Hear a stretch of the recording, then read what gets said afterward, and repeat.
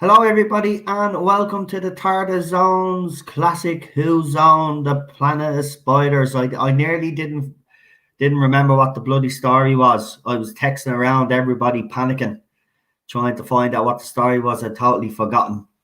But luckily, I have it there ready to go.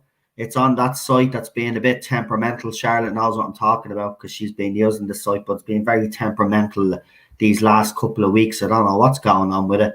But I have it there ready to go. I have sent the links to our other guests. So Problem Being and Super John, I have sent your links out there. So your emails. So we'll wait for those guys to come on. I want to start straight away because obviously this is a six-parter. So I've been told. I forgot it was a six-parter, to be quite honest with you. But I want to kind of start straight away. So... Wow. I nearly choked. I nearly choked myself there. Wow. Woo. Right. We got Lee there, so we're waiting on the real super doctor. He was in the chat. Hopefully, he could have internet problems though, because the weather is pretty bad here, so could be bad in Scotland as well. So we'll give him another 5 minutes or so, and then we'll get started. So I'll start introducing our panel for this week. Well, it's the same panel. So let's bring them on. It's Queen Charlotte. She's calling herself Queen now. Well, you guys had it as my nickname, and I thought that's a nice name for us stream. That's it. Well, she's here. Oh, he's popped in, so we're all here. Right, we've got the one and only, the biggest moan hole in the fandom. It's the one and only Problem Being. That used to be me until he came along. I beg your pardon. Go choke on something else. Actually, speaking of that, I've got one of those really annoying hairs at the back of your throat that you can't have them bloody. Oh, it's not even one of the fun ones either. So it's kind of like there's no fun or indecent story behind it. It's just really. It's just So if you've not got a drink. I've got my coffee. I've been coffee. gurgling, gargling, all the rest of it. So still no good. What can I tell you? Anyway, that's life. Moving on swiftly. let's move on to our next guest. It's the one and only real super doctor. Hey Noel, how you doing? Not too bad. How are you, pal? Not bad. You looking forward to this episode, the story? What? Are you looking forward to the story? Yeah, I do like this story, believe it or not. I just couldn't remember what it bloody was today. I was in a bit of a panic. I texted you and Charlotte to try find out what the bleeding story was. I'd forgotten all about it, but yeah, I have it there. I love this story. I love the Pertwee era anyway. So all of his stories, even the ones that aren't so great, I like for the fact that he's in it. So yeah, I do. I love this story. So not too bad. You know. Is everybody in the chat ready? Actually, because we can just get straight into it. If everybody in the chat is ready. Charlie, you ready? Lee, you're ready? Yeah, it's ready to press play. Right, so they're all ready to go. So if you're already in the chat, please press 1 and we'll get this going. For anybody that's new to the channel, this is what happens. We're watching Planet of Spiders. So basically what happens is you have to go and dig out your own copy or try find it online somewhere. And then what we do is we do a countdown at the start of each episode. And then you press play when we tell you to press play. And then we all watch it together. And then basically then while we're watching, the panel and myself will be talking. We'll be giving our points of view as we go along. And then at the end of it all, we give a rating, give a brief review, and we get everybody in the chat also to rate it as well. So we got a couple of ones in the chat. I want to see a few more ones there though. So because there's a lot more people in the chat. So if you're ready, please all press 1 now. So we can get the show on the road. So you can listen to my weird voice for the countdown. Go. We still haven't worked out what accent I'm trying. Yeah, I'm thinking somewhere between Viking and cave person. Go. Maybe it's Klingon. Go. Maybe it's like my own little accent I've just invented. You never know with me. I think it's hanging around with Scottish Davros, and probably picked up a bit of Scottish Davronian. Oh God! If I tried to do that accent though, do you think no? Right. Whereas my Scottish accent is absolutely fabulous. I've got this on my PlayStation, so I don't have to mute myself this week. So I was able to get it on the PlayStation, which I should have done all this time. So I'm kind of pissed off at myself that I've only copped onto this. Well, you live alone. So I'm ready to go. So Queen Charlotte, as usual, you can do the countdown, and we'll get this show on the road. Episode 1, let's do it. Yep. So 5, 4, 3, 2, 1, go. Go. Love it. Oh, if I press play, that's a good one, isn't it? I actually like these titles. I love these titles. Yeah, I think sort of the way they did John's figure, it's one of the least imposing ways they did it in that run of massive faces, sort of, which they did in Classic.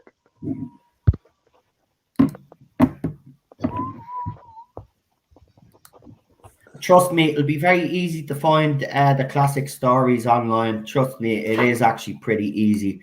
So you shouldn't have any difficulty. The New Who story is obviously a little bit more difficult, but definitely not with Classic.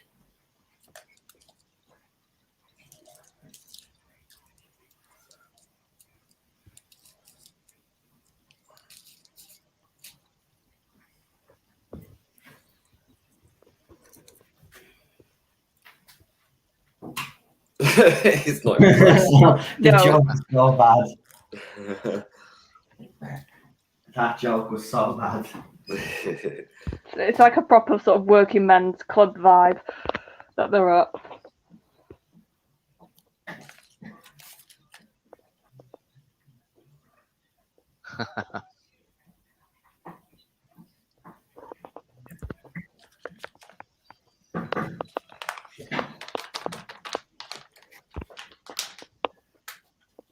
You know what I love about it? The brigadier, right, said to the doctor there, it's a waste of time. And then as soon as he sees your woman, then his whole attitude completely changes. Oh, yeah.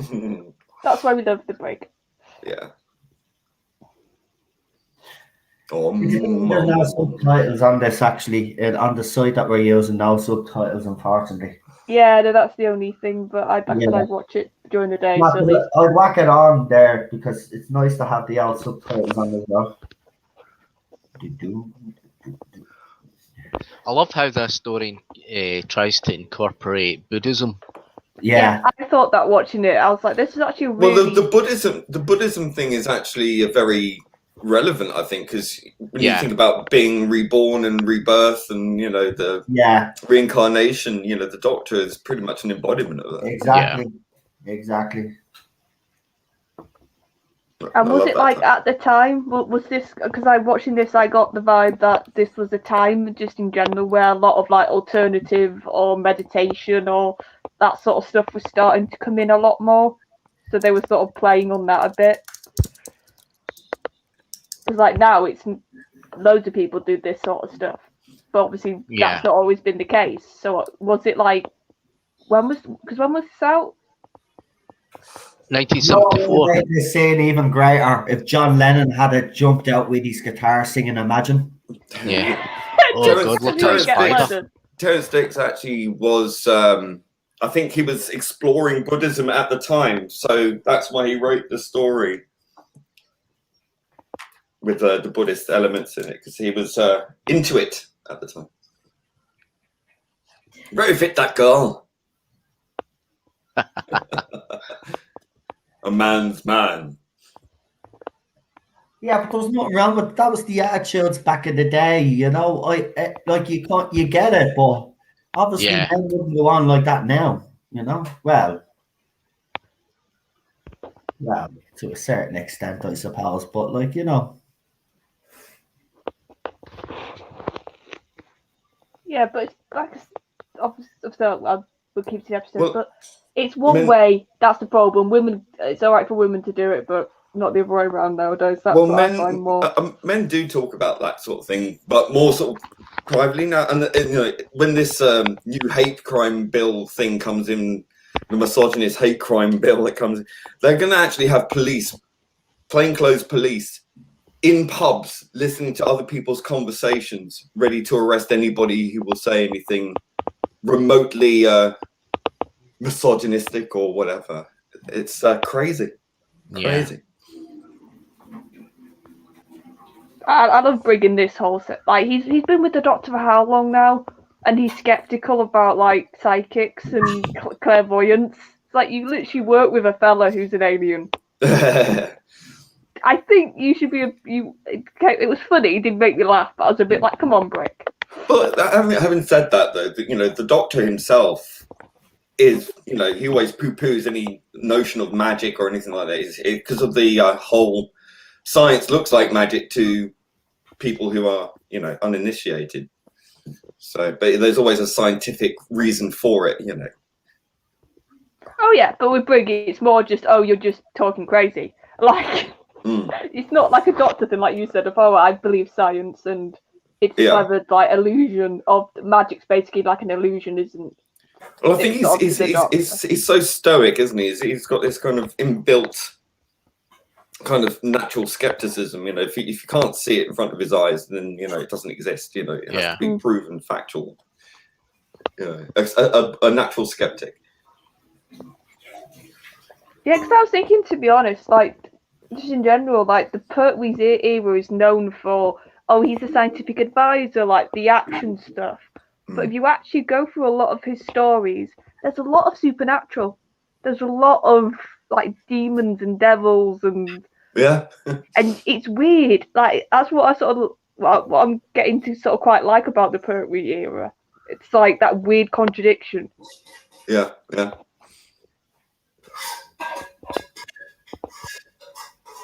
You would think the TARDIS was painted in poster paint because of the roughness of it. It's a bit chipped off there, can't you? Yeah, yeah.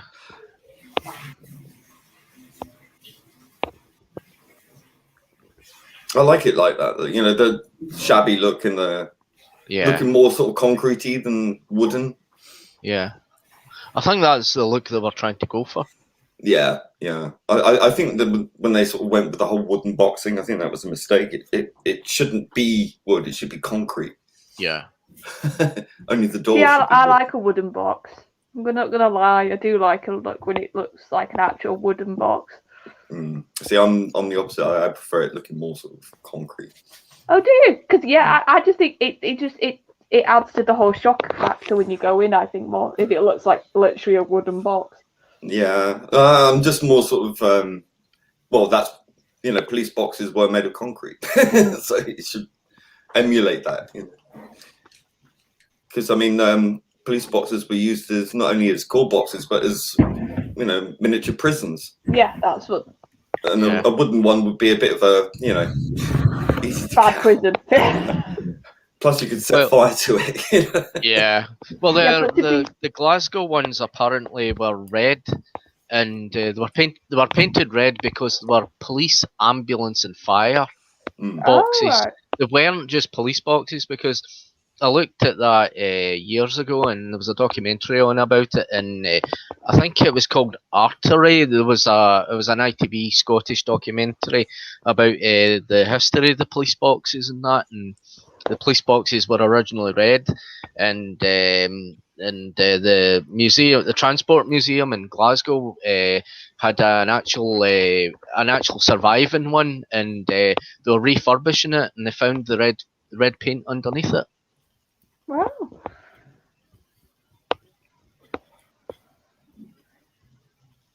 To be fair, if you ever, just in life, if you come across anybody who is a Buddhist, like a proper practicing one, they're the most fascinating people to have a conversation with. That I've had, like, from at school, they've come in to speak, and just in general, they've got such a... It's because the idea with the Buddhist faith is it's so much centered around sort of your own way of life and how you do things and sort of how you look around the world. So they're the most fascinating. Like I said, if you can ever talk to anybody who's a full-time practicer, they will just give you so many things you'll never would have thought of. Yeah. I've read a couple of books on Buddhism. Oh, it's such a fascinating just religion, because it's also it's one of the religions that isn't God-centric. So it's such a... And it's mostly deep into meditation. It's more a philosophy than a religion. Yeah. It really is. I think that's why certain people who maybe aren't, who sort of have a lot of issues with other religions, sort of can gravitate towards the sort of Buddhist faith a lot easier.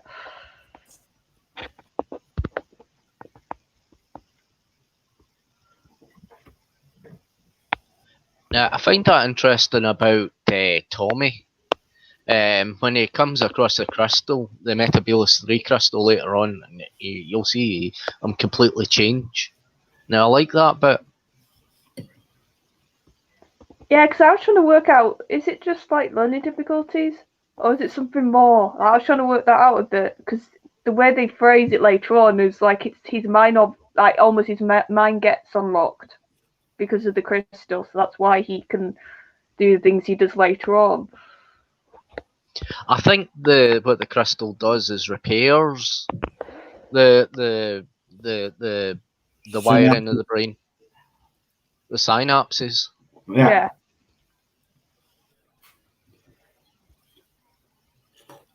Imagine if you had one of the Metabolus 3 crystals, and know if it was real. Yeah. You know, I always fantasized about that. Yeah, just hope it doesn't create a spider that latches onto your back. And of course, one of our regular chatters who isn't here today is the Third Doctor, who actually has a Metabolus crystal, isn't it? Like a little replica. Yeah, so I bet you could buy them. I was thinking that as soon as you said it, Super Doctor. I thought you could probably buy them, but they wouldn't be cheap. They go into hundreds of pounds if you go into a rock shop or somewhere like that. I've got crystals and that, but they're not Metabolus 3 crystals, and they're not as magic. That's a shame. Yeah, I've never been into the whole crystal thing myself. They look pretty. That's all I really have to say about crystals. I don't understand the whole... Well, it's supposed to be something to do with energy, frequency, and vibration, like your chakra system, and it all ties into Buddhism and as well in the New Age system. Well, the crystals contain picoelectricity, don't they? They have a polarity. Piezoelectricity. That's it's when they're under pressure or squeezed. It's like raw shell salts, or it's when they're squeezed, they emit a piezoelectric charge. Well, that's in every electronic piece of equipment that you own. Is a quartz crystal. Yeah, it's on computers. They even use it for the NASA space station as well. So and crystals are abundant. Someone developed, the Kirlian photography, where you put an object and you know. Oh, okay. And you can see the sort of electrical energy field around an object. Well, someone developed a film version. Apparently, someone did one holding a quartz crystal, and in the film, I haven't seen it, but I've read about it, that a sort of smoky thing came out the top of the crystal, moved around like it was looking around, and then they moved slightly, and it went zip straight back in. That's not freaky at all. Yeah. I also, anybody else thinks that's a bit Cyberman looking, what he's got on his head? Yeah. Yep. I think that's is like that early Beats headphones. Yeah. It looks like the headphones at the Green Death. I'd love a pair of headphones like that. Imagine going on the bus with those. Oh god, you'd get some looks. Drashings, yeah. And this is also a really lovely way, considering this is his last story, to sort of put a bit of member berry sort of thing, as we would refer to it nowadays. I wonder if this will get cancelled now because of this character. Oh, mate, as soon as I was watching it, there were certain bits I was like, God, if certain groups get a hold of this one. Yeah, this would be the next one. I do think from Classic they could. Oh no.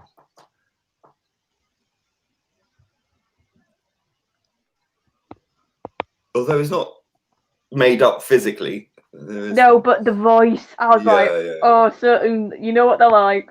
Oh god, yeah. It's like that voice could make a few of them. Yeah. And the Talons of Wen Chiang got that, yeah, of course, because of the. Well, that was a bit more overt. Let's be honest. That was a bit more. Well, they could have got a real Chinese man to do that, and it would have there been. simply wasn't many actors around at that time. That's the problem. I mean, they had some extras there that worked, but I mean, they weren't trained actors. And also budget. I think people need to remember what Classic's budget was like.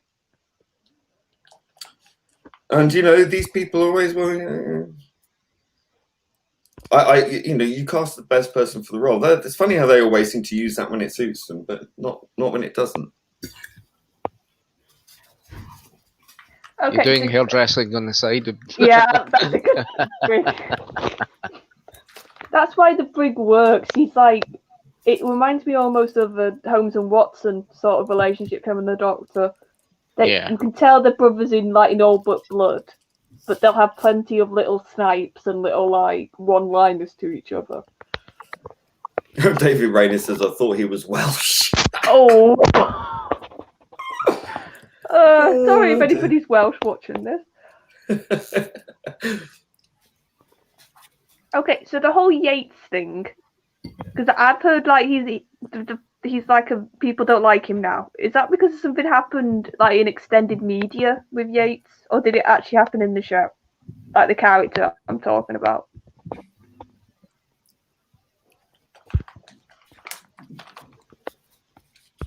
Sorry, I missed that. I was. Yeah, the whole Yates thing. Why do people not like the character? Why do what? I've heard people say Yates isn't he's seen as a bad guy. Did that happen in the show, or was it extended media that did that? Yeah, what was it? Invasion of the Dinosaurs? Was it Invasion of the Dinosaurs or something? He turns on them. Yeah, he turned out to be. And the Green Death as well. Yeah, a bit of an arsehole. Well, he's pretty heroic in this story. So I was watching it. I was like, isn't Yates the one that I've heard people don't like as part of the unit gang? Yeah, because he was, a good character. Then he sort of became a nasty piece of work, and it was just kind of why? Yeah. Yeah, double agent that one. Double Agent Bond. Yeah. Ah, okay, that makes sense. But then, considering what they say about him at the end, that doesn't quite work. I mean, in this story. No, I think he gets a bit. He redeems himself, doesn't he? Yeah, I think he gets a bit of a redemption. Mightn't be full redemption, but still, it's something.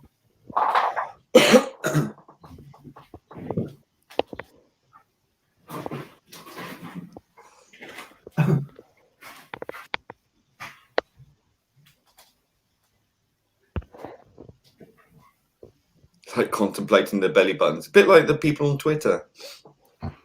Yeah. They're contemplating their genitals most of the time. Yeah. Affect them. Affect them. Yeah, I don't want to get into it. I've already said my piece, but I will be keeping it highlighted because these kids are ridiculous. Mm. Yeah, God forbid if they ever got their focus on this. It's They will eventually. anti-Tibetan. But this is the thing. I don't want to get into a big thing, and I won't. But they will eventually. That's the thing. They won't be Yeah, satisfied. that's it. No, they'll start looking for things to be offended by. Exactly. And shame on the BBC anyway, whether it's the American arm or the UK arm, bound down to these idiots.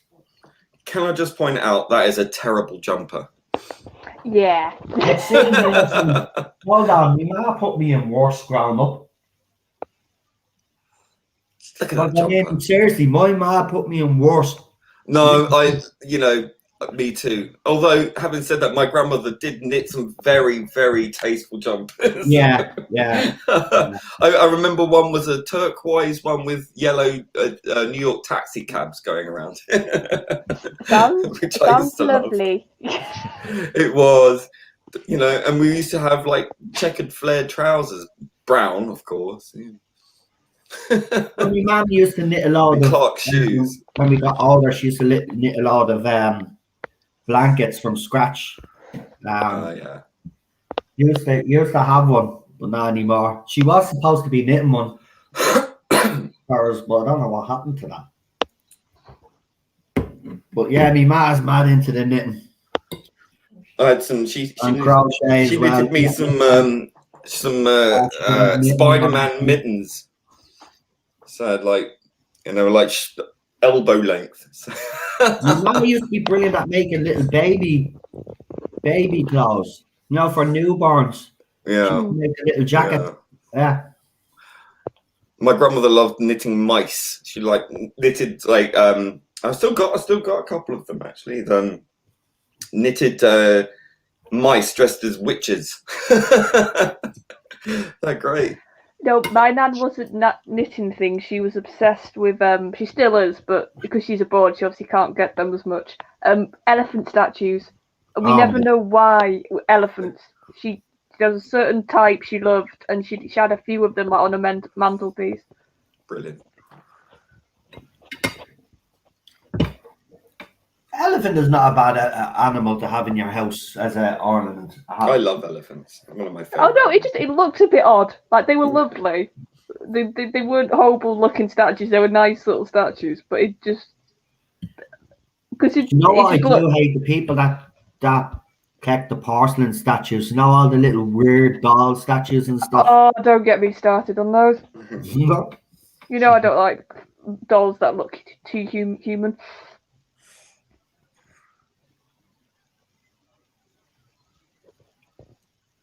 Tom likes you, Terence. Yeah, so he's a bit stupid at the start of the story. Yeah, cancel the show. It's mocking people who are. Yeah. Blah blah blah. Well, Line of Duty got in trouble for that last week, so yeah. I think it's mostly the accent. People are just too goddamn sensitive, man. Yeah. You need to bleed and toughen up. And I'm sorry if that's an old-fashioned view, but you need to toughen up, man. Yeah. Right? At the end of the day, if all of this stuff offends you, don't watch it. Let everybody else that enjoys it watch it and stop kicking up. Yeah, but they can't do that because they've taken it upon themselves to act as the arbiter of everything. So they decide what everyone can watch because they deem themselves to be responsible and in charge of the entire fucking population. Tommy they want to change adorable, everyone to fit their paradigm. It's just kind of like, well, is this democracy or not? Yeah, but Tommy's adorable. You do want to give him a hug. Oh.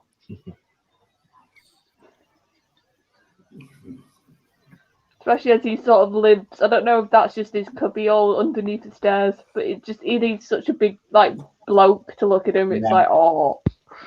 Exactly, a bit Snake Boy. That's what I said. Invasion of the Dinosaurs. Yeah. He was dodgy in that, and unfortunately, That's actually No, actually, I think that's a good idea though to have a unit person who isn't like prim and proper and all military. I think that I'm probably going to look forward to because you've already done that story, haven't you? So I've watched that for my own back. Oh, it's kicking off. An earthquake in the laboratory. Oh, No, it's the cellar, isn't it? Oh, so I'm behind you guys because the Yeah. Bit. It's a cellar or basement. It's just basically psychokinetic energy. I love also the Hot fact that energy. yeah, I also love the subtle little thing of they're not subtle, I suppose, because you can see them, but the webs. They're just sort of there, so it's like a nice little hint towards what. Too late, Brigadier. He's dead. Oh dear. So pretty much the doctor killed him. Just saying. Inadvertently, of course. Well, that's what basically motivates him near the end, doesn't it? Big spider. Ugh.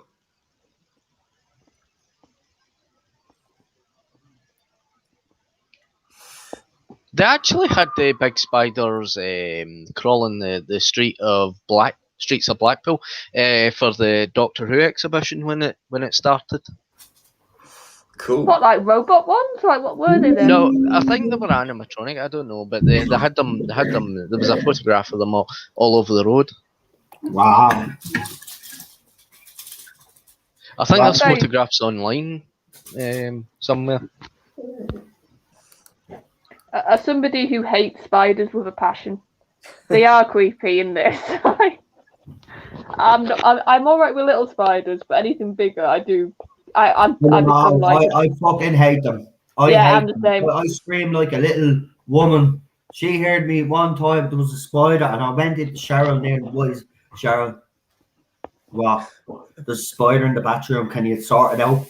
That's what I do. I just get the vacuum cleaner It's and just just stick when it with the vacuum cleaner. It's just when they turn up. Oh god! It's just when they turn up and you don't expect it, or they sort of like land just in front, like they're on a thread, and they just land sort of just above your head, and it's like, ah! It's like, you sneaky bastard. Oh, when you're like on the couch and it just runs across the floor in front of you, and you're like, god, yeah, and it makes you jump. It's because they're so fast. If they weren't so bloody fast, it wouldn't be such a problem, I don't think. But that's so And in my big fence, when I get my fence put up about 5 years ago, I started to notice wolf spiders. You know the spiders with the big backs on them? Oh, don't. Oh, yeah, well, that's it, because, you know, when you import lots of fruit and things from hot countries and things where these things are, you know, they creep in and they get exported all around the world. And it's like these spiders only come out at night. And you know, when I was going out to put my bin out, I could see a big one just hanging over my gate door. And I thought, no, I'll just bring them in through the house. I hate the little bastards. I hate set fire to the house and move.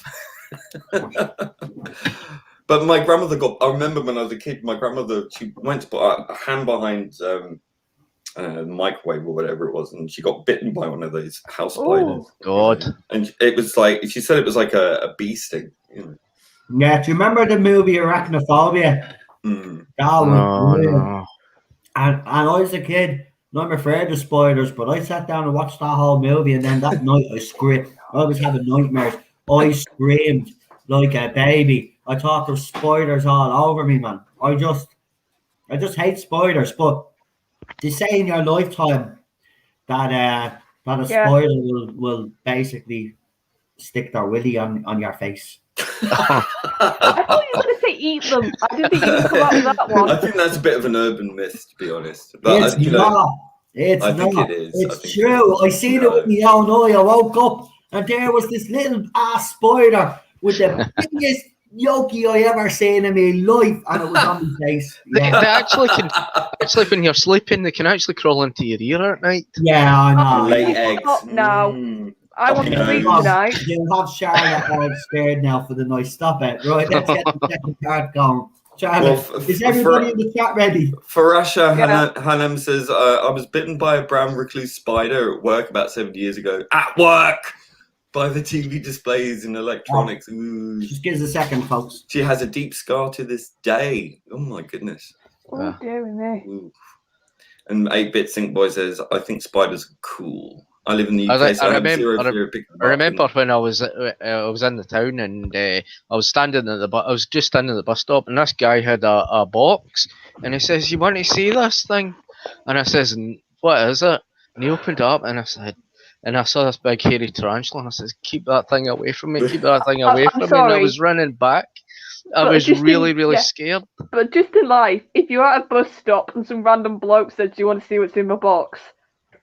Yeah. No. Yeah, and maybe not. I was in Berlin a couple of years ago, and I was at the zoo, and they had a huge place, and they had butterflies, and it had all creepy crawlies and all that, and big huge spiders and all that. And I looked at them and the behind the glass and all that, and it never bothered me. They actually looked quite cute. They were really, well. Yeah, I just didn't feel scared there. I like those tiny little ones that leap about. You know, those little jumping spiders. I'm They're really cute. They're cute. They're so cute. Even close up, they look cute. But they said that, see if a wee tiny spider, a wee tiny black spider walks across your hand, it means lucky. It means you'll get money, a money spider, isn't it? Yeah. There are money spiders. They're best thing is like spiders. Nope, I am out. Yeah. Yeah, but I'm alright with like snakes and everything else that gets people creeped out. Yeah, I don't mind snakes. But, no, I don't like snakes. I'm just glad I don't live in Australia. That's all I'll say. Oh yeah, because everything kills you. Everything wants to bite you, eat you, sting you, eat you, sting you, bite you, kill you. Forget it. No, it's just. And I saw a YouTube video of a guy, and he had his camera switched on, and he put it over to the plane window.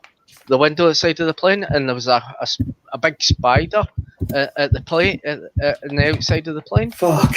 Right, listen, no more about spiders, yeah. He's a scared and poor Ash in the other people, right? So no more, right? Press 1, folks, if you're already in the chat. I tell you what, as soon as the episode is over, don't wait for me to keep asking you to press 1. When you're already, just press 1 in the chat so we can actually continue this set up now. So Charlotte, there's a couple of ones. There you go. We've got plenty of ones. So go ahead, Charlotte. Okay. Do the countdown. 5, 4, 3, 2, 1, go. Go. Lately, you're crap at that, man. Go. Oh, Yeah.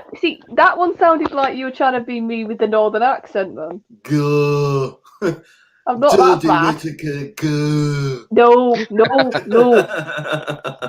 You fucking sound like Bob Geldof there, you fucking. I've never been so insulted. Sure up, Bob.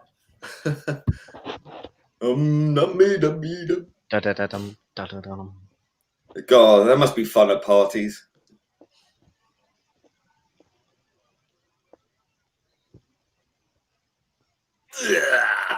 Ugh.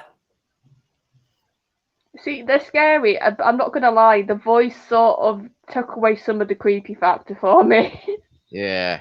Because you can obviously tell it's a woman, and they put like the high-pitched thing on the voice, and I was like, oh, not as creepy now with the voice.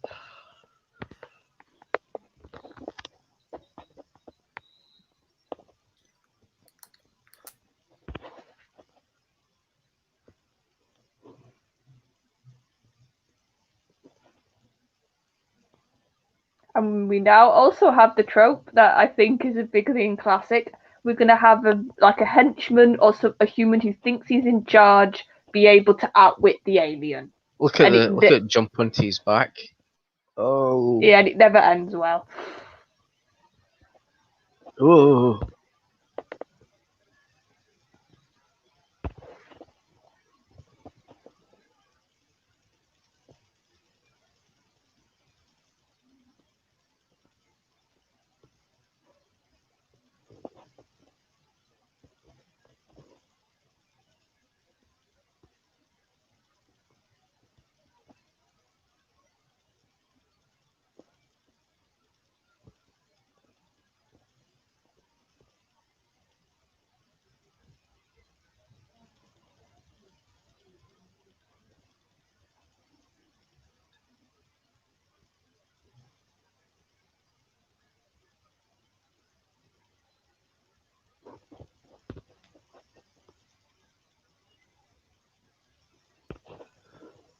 Yeah, not what you want to be watching.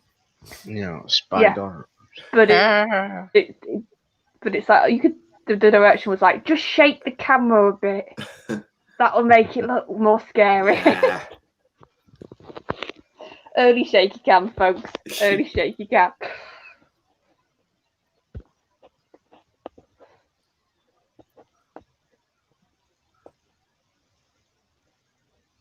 Never better.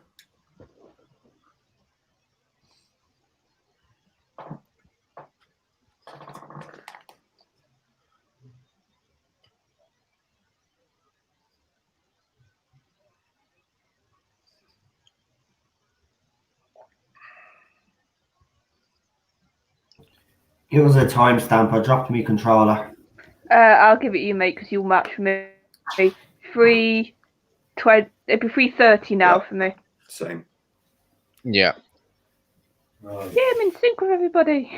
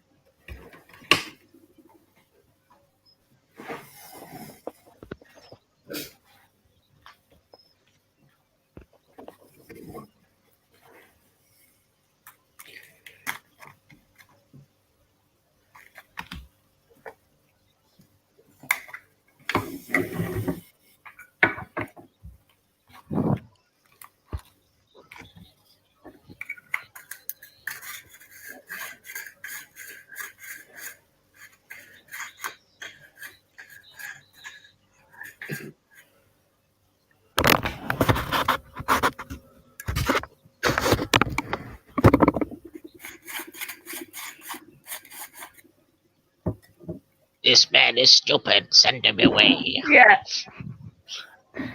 Yeah, I'm a couple of It seconds is- in front of you because obviously I had to because of this stupid thing. It's very sinister. The voices are very sinister. Some of them are. I think some Yeah. are a little bit squeaky. Yeah, Yeah. when they go when you see all the spiders, there are some squeaky ones, and you just want Yeah. to choke them, even though Yeah. they're spiders and you can't really choke them in reality. But there you go. Oh, I'll be accused of spiderism. Oh no. Spiderism. It's a new thing. She's not here. What, you can now be offensive towards spiders? No, I'm only joking. But at this stage, man, you could be offensive to a bloody clown. Like nowadays, it's gone that bad. It's ridiculous, man. People are offended over the stupidest things, man. You know, you think they'd be offended over things that are worth being offended over, you know? But TV shows and movies is like what they're offended by because they're idiots. Oh, I can't watch that stuff. I can't watch it and I think it's offensive. Nobody else can. It's Just great on that this- Pertwee's looking at the crystal and he's not flinching. I mean, that's a very good actor.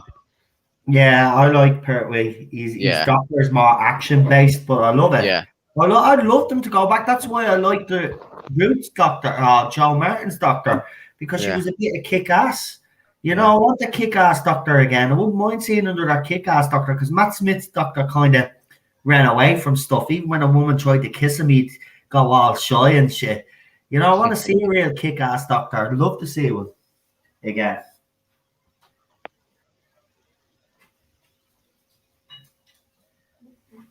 Now, Brigadier, see when I was a young man. Oh. Oh, yeah, I did have that thought as well. Watch it. It's like, no, you weren't. Do you know what I love about the classic era, though, is that the people that worked on the show, like the cast and stuff, they all genuinely like were friends with each other. Like, I mean, he was friends with both masters, wasn't he? Yeah. But he didn't take Roger's death very well. That's when people say he kind of lost his spark Pertwee, when Yeah. Roger Delgado died in that accident in Turkey. But you've also got to think they created that dynamic. They were the ones who sort of built that, and every Yeah. Doctor Master relationship, in a way, is based off Pertwee and Delgado. Yeah. Yeah. So I think I've always had the feeling that it was obviously written for them, but they contributed a lot towards it. They did. I mean, look, Roger will always be the master. Anthony has his own way of doing it, and it's not bad. But there's only one master, and there ever will be only one master, and that's Roger. So he's the ultimate. I mean, they say the quintessential Doctor is Tom Baker. I would say the quintessential master is Roger Delgado. So Yeah.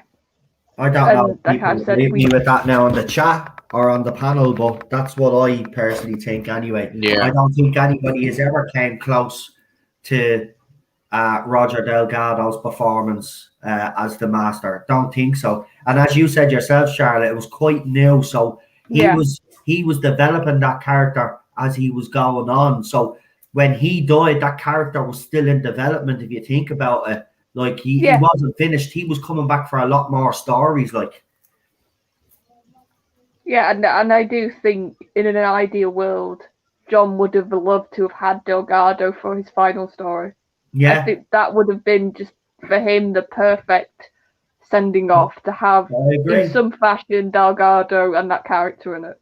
I agree with you. That would have been the perfect send off, actually, with the master probably finally getting the better of the Doctor, and the Doctor has to regenerate.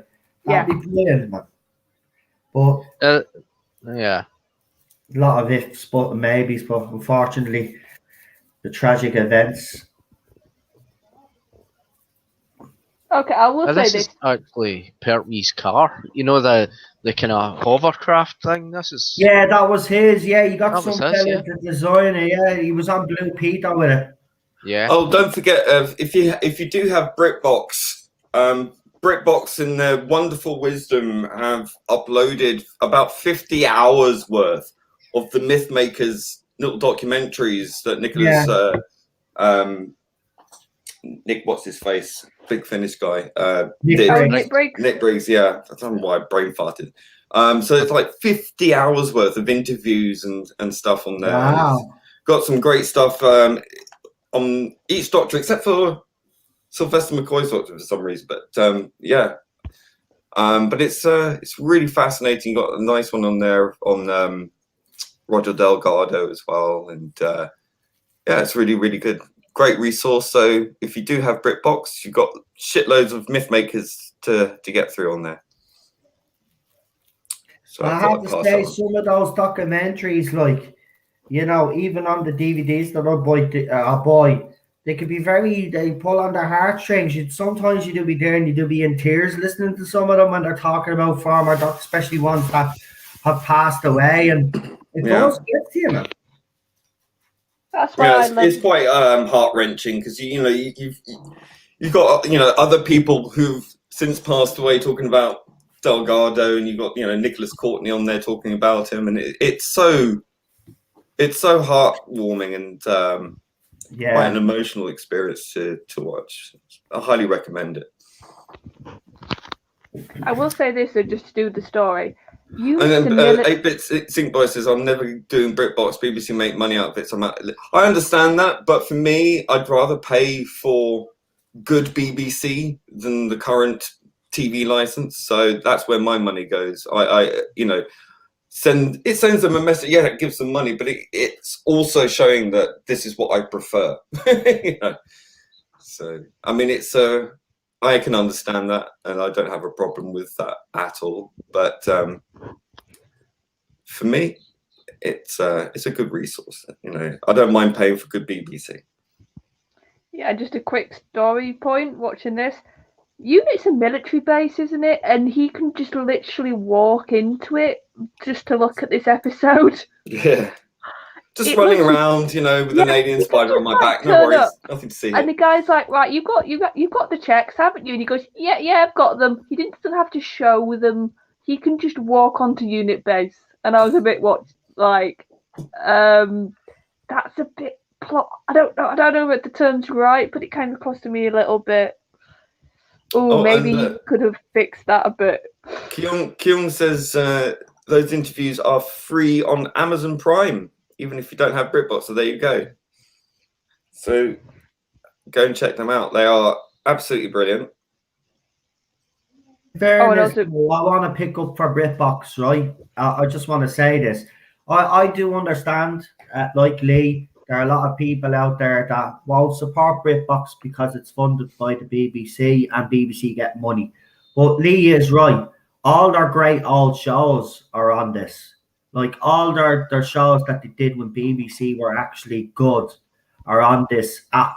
So if you like their shows from their past, which a lot of you do because a lot of you reference that, well, why can't BBC go back to the old days? Well, you can go on to BritBox and you can relive all of those old days. You've got Hello there, you've got Doctor Who, you've got Blake 7, you've got what else have you got? You got The Prisoner, isn't it? You got The Prisoner, you've got Sapphire and Still Blake 7. 99, but you've also got classic EastEnders, classic Faulty Towers. Yeah, you've got Only Fools and Horses. You've got I think One Foot in the Grave as well. I can't watch it anymore now because the browser for some weird reason wouldn't let me. Yeah, I mean, look, I could spend a fortune on DVDs and things, and eventually, I'd like to be able to do that, but I can't. So, having all that in one place for a relatively decent price, I think, for a month. And by the way, think about it logically though. If you're getting rid of your TV license, I mean, it's a $5 a month or something or whatever it is for BritBox. It'd still be cheaper than paying the TV license. So, and you get all your classic shows that you grew up loving. I mean, when Lee was so kind to let me use his, I was over the moon. I sat there and I binged watched Only Fools and Horses. I hadn't watched it in years or in one place. I had it in one place, and I was able to sit there and watch Only Fools and Horses. And I swear, I just love it. The smile on my face. I mean, if you're not a fan of Only Fools and Horses, that's fine. But I was growing up, and I loved shows like Keeping Up Appearances, One Foot in the Grave, like shows like that. I grew up with all of them. They're all on BritBox. You got classic EastEnders, the most famous episodes that they ever had. And for anybody, EastEnders is shite now, but even Lee will admit back in the day it was shit hot stuff. It was some of the biggest stories were EastEnders and Coronation Street had some of the big stories back in the 80s and the 90s. Brilliant. Even in the 70s and 60s, Lee, wasn't it? I remember these panda cars. Yeah. These light blue panda cars. See, in Ireland, we were always about 10 or 20 years behind you guys. 10 years behind you and 20 years behind the US when it came to technology and fashion and clothes. So we still had those panda cars when I was growing up as a kid in the late 80s, early 90s. Like, I just love the poor copper in this. He's just like, I'm watching this and nobody's going to believe me, so I'm just not going to report it. Because he did it's like fly that, didn't he, though? Super John, you'd know. Did he really fly that? Because he was into his gadgets and all of his stuff. Can we just take a moment to appreciate, like, how action-packed this is? You got the Who-mobile, Who Won, whatever you want to call it. You got the Who-copter going there. You got it all. Got Bessie. I don't think he would have flown it. I think it would have been a stunt, Terry Walsh, that would have done it. We had a bit of a close-up there. I couldn't tell if it was him or not. Because he did like to do his own. He did, and that made the BBC nervous because. The hoverboard chase or the hovercraft chase, he actually really did do that chase, and they were worried sick about it because like one little bounce off one of those waves and it's game over. But the man was but listen, that's what he wanted his doctor to be. He was more action based, and he did kind of model himself a bit off James Bond, because there is a bit, you know, he's got the gadgets. Oh yeah, you know. the suit. I mean, But this it was mostly that Terry Walsh that did it. This was actually invented for him, and he drove it onto the Blue Peter, into the Blue Peter set, and I think he used to actually drive around in it. I know he did. There's do you know Sean, his son, when he's done some interviews, he's shown some pictures of him as a lad in that car, and his dad's just driving down the street in it, and he tells stories about how it was normal for him because his dad treated it like a normal car, but everybody would be like, oh, that's Bessie or that's Humorbill, and he just said Yes, it was of course, such a weird but thing as a kid.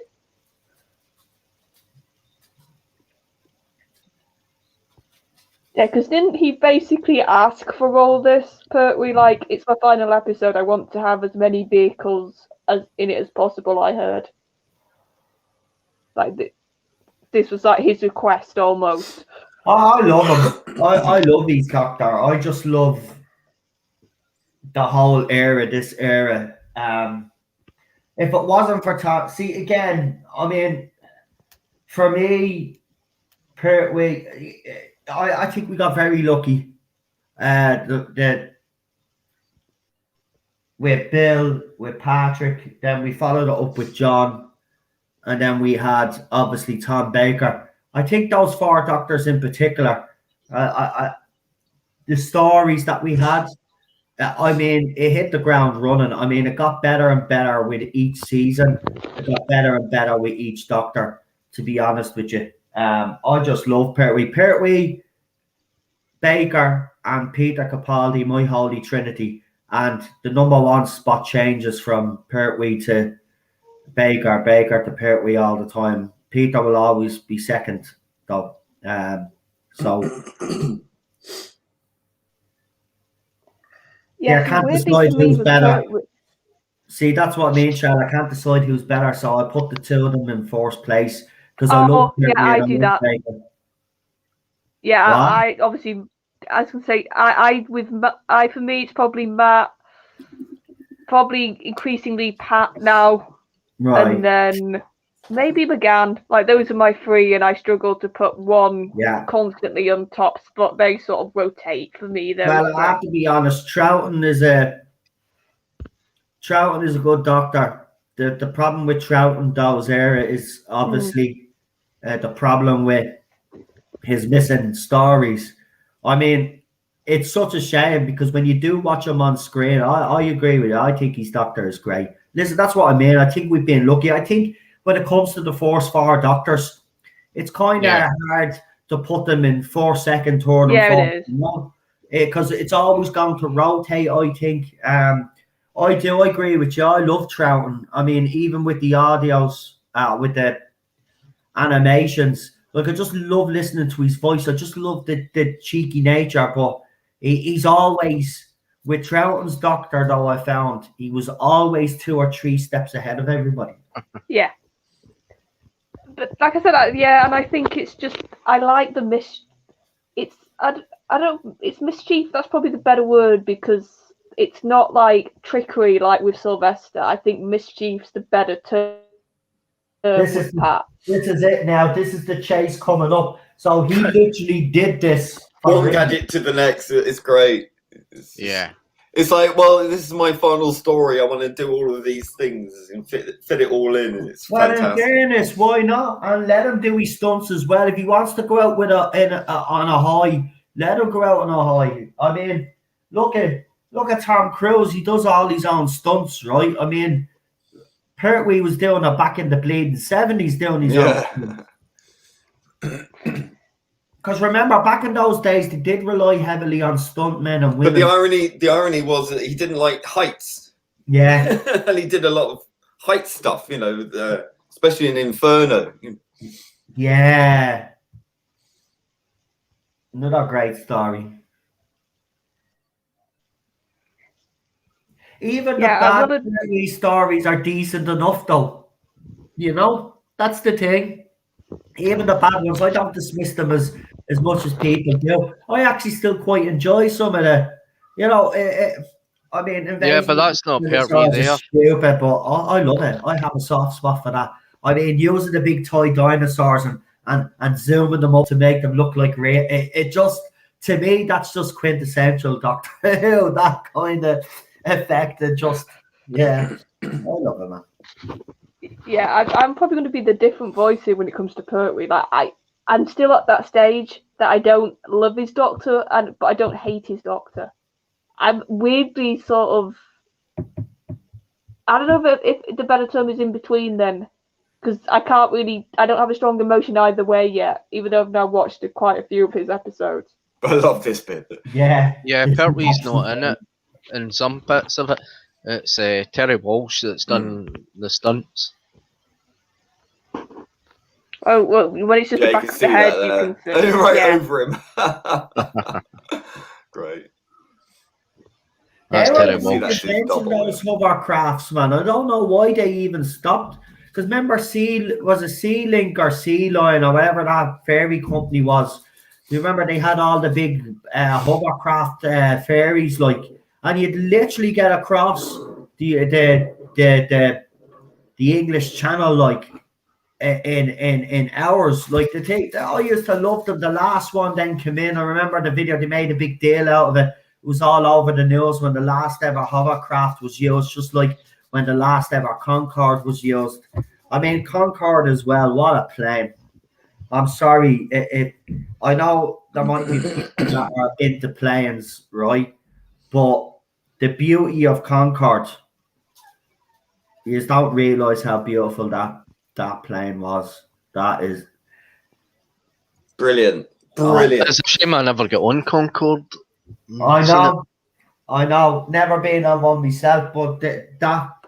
Oh, I've been on a hovercraft. Kind of put an end to Concorde, but there is rumor that they might bring it back. See what happened with Concorde? It was ahead of its time. You see, it might have got across to America a lot faster than most planes. The problem was though is fuel costs and to maintain the and the fact that they kept bursting into flames. You know, yeah, that's another problem. Yeah, that's sort of a design fault. Yeah, that was sad though. A bit like the bendy buses. But that was sad though that the French Concorde, because the pilot had just literally lifted off and it blew, and he tried to get back. He tried to save everybody. It's actually heartbreaking. You can hear the audio. He's like French commander. He was in the army and all, and he literally thought he was going to be able to save them all, and then he realizes it's too late. I mean, listen, I'm a bit of a weirdo. I sit there listening to flight audio of planes that went down and listening. Why? Because here's the thing. I'm scared of flying. I don't know what it is, right? With me is right. This is what's weird about me. I'm a contradiction, right? See, I'm afraid of the ocean, right? But I love the sinking of the Titanic, right? I'm afraid of flying and afraid of heights. But yeah, I love everything about planes. Like watching horror movies, you know? Yeah, do you know what I mean? So I love listening to all of that stuff, and I love watching all of that stuff. Even though, and I actually say to Cheryl, she asks me, if you're on a boat and a plane, which one would you rather be on if you were going to die? And I would choose a plane crash over. Yeah, a lot quicker. A lot quicker. Because at least at a plane crash, if you do die, you're going to die instantly. Whereas if you're on a ship and it's sinking, you're going to die very slow. And if you, especially, so why look into this stuff? Apparently, drowning is the worst. I don't know. I think it's just.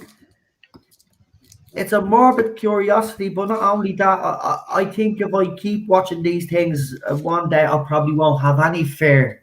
And if I am on a plane and something does happen, I'll be nice and calm and I'll say, well, fuck it, this is it. I'm gone, you know?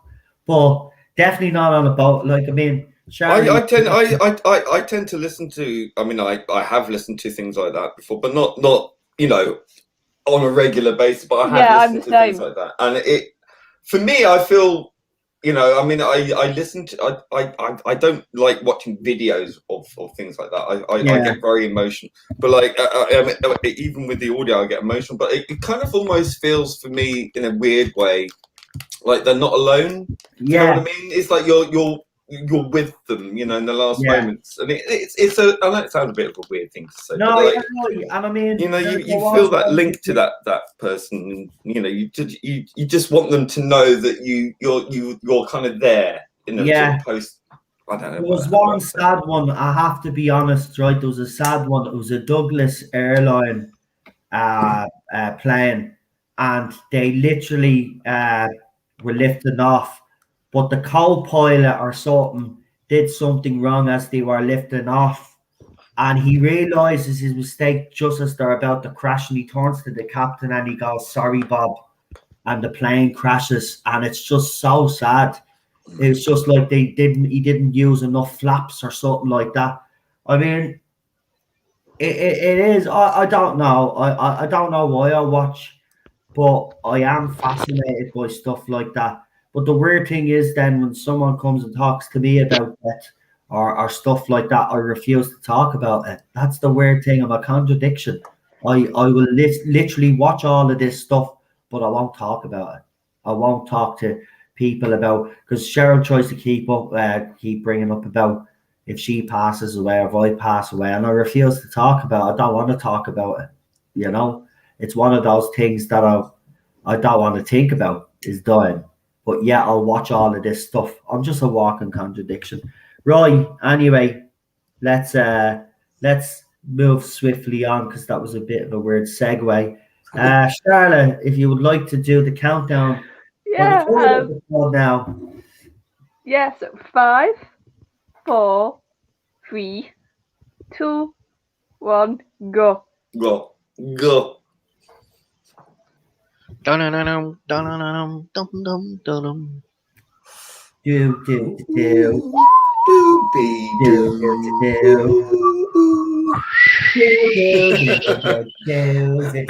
Dreadful.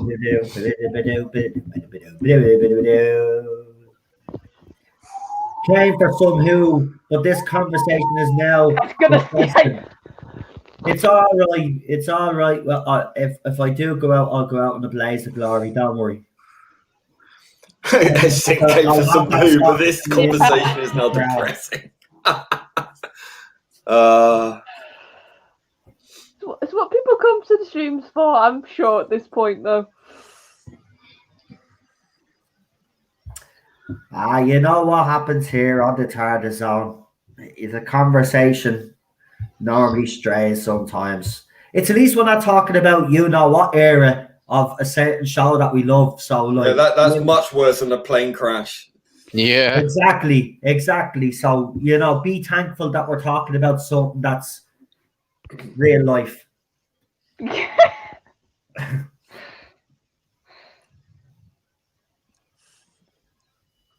But here's the weird thing, right? After telling you all that, here's the thing that I wanted to be an astronaut growing up. Then I thought, would NASA actually hire an Irish astronaut? Could you think of all the shenanigans I'd get up to in the International Space Station? I'd probably be the first Irishman to drink Guinness on the International Space Station. Yeah, I did have some pipe dreams. Pretty. Like Benny from Crossroads. Yeah. That's the jumper. Yeah. Yeah, I had one of them. Well, I think a kid in the 80s growing up in Ireland must have a green jumper. I'm telling you, man, listen, they were hand-me-downs, right? It'd be your parents' clothes. I mean, when I got even older, my dad said, here, listen, I have jumpers that I haven't worn in years. Some of these might fit you.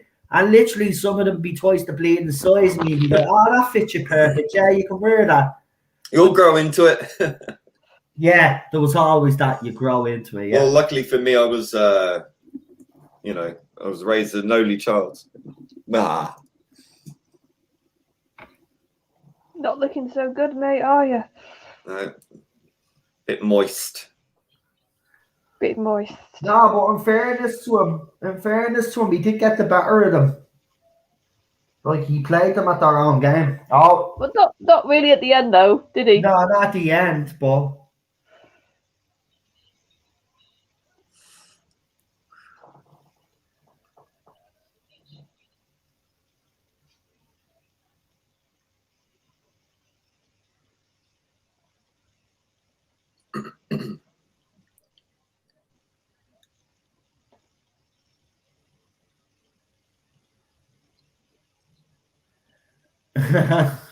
fascist, two-leggist.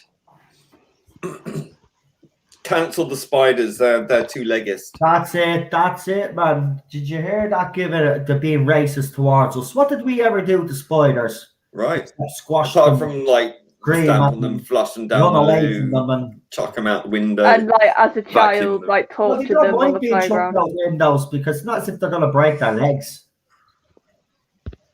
And it's given them a lot of head.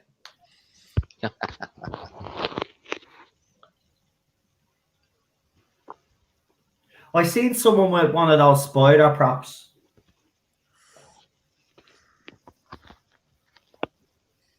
I would get one of them just to frighten Ted. No, don't do that. Oh They will no. be traumatized for No. life. Well, No, Cheryl I've be had it. scared of it. Cheryl's not as scared of spiders. I'm the little girl in this relationship when it comes to spiders. So she's got a problem with clowns, but not spiders. Yeah, Yep. Okay. yeah, Fine. it's weird, on. isn't it? And she loves dogs as well, even vicious ones. She's a contradiction as well, that woman. Oh, if I see any sort of dog, if it's a pet dog, big or small, I want to give it a stroke. Yeah. I'm I the like same. that with most animals. Spiders, not so much. No, they're not cute. Unless they're the little jumping spiders. And a bit like boop, boop. Now, I just need to ask a question here, right? So this character here, yeah, the monk, right? Well, obviously he turns out to be, yeah. But see the way he's talking.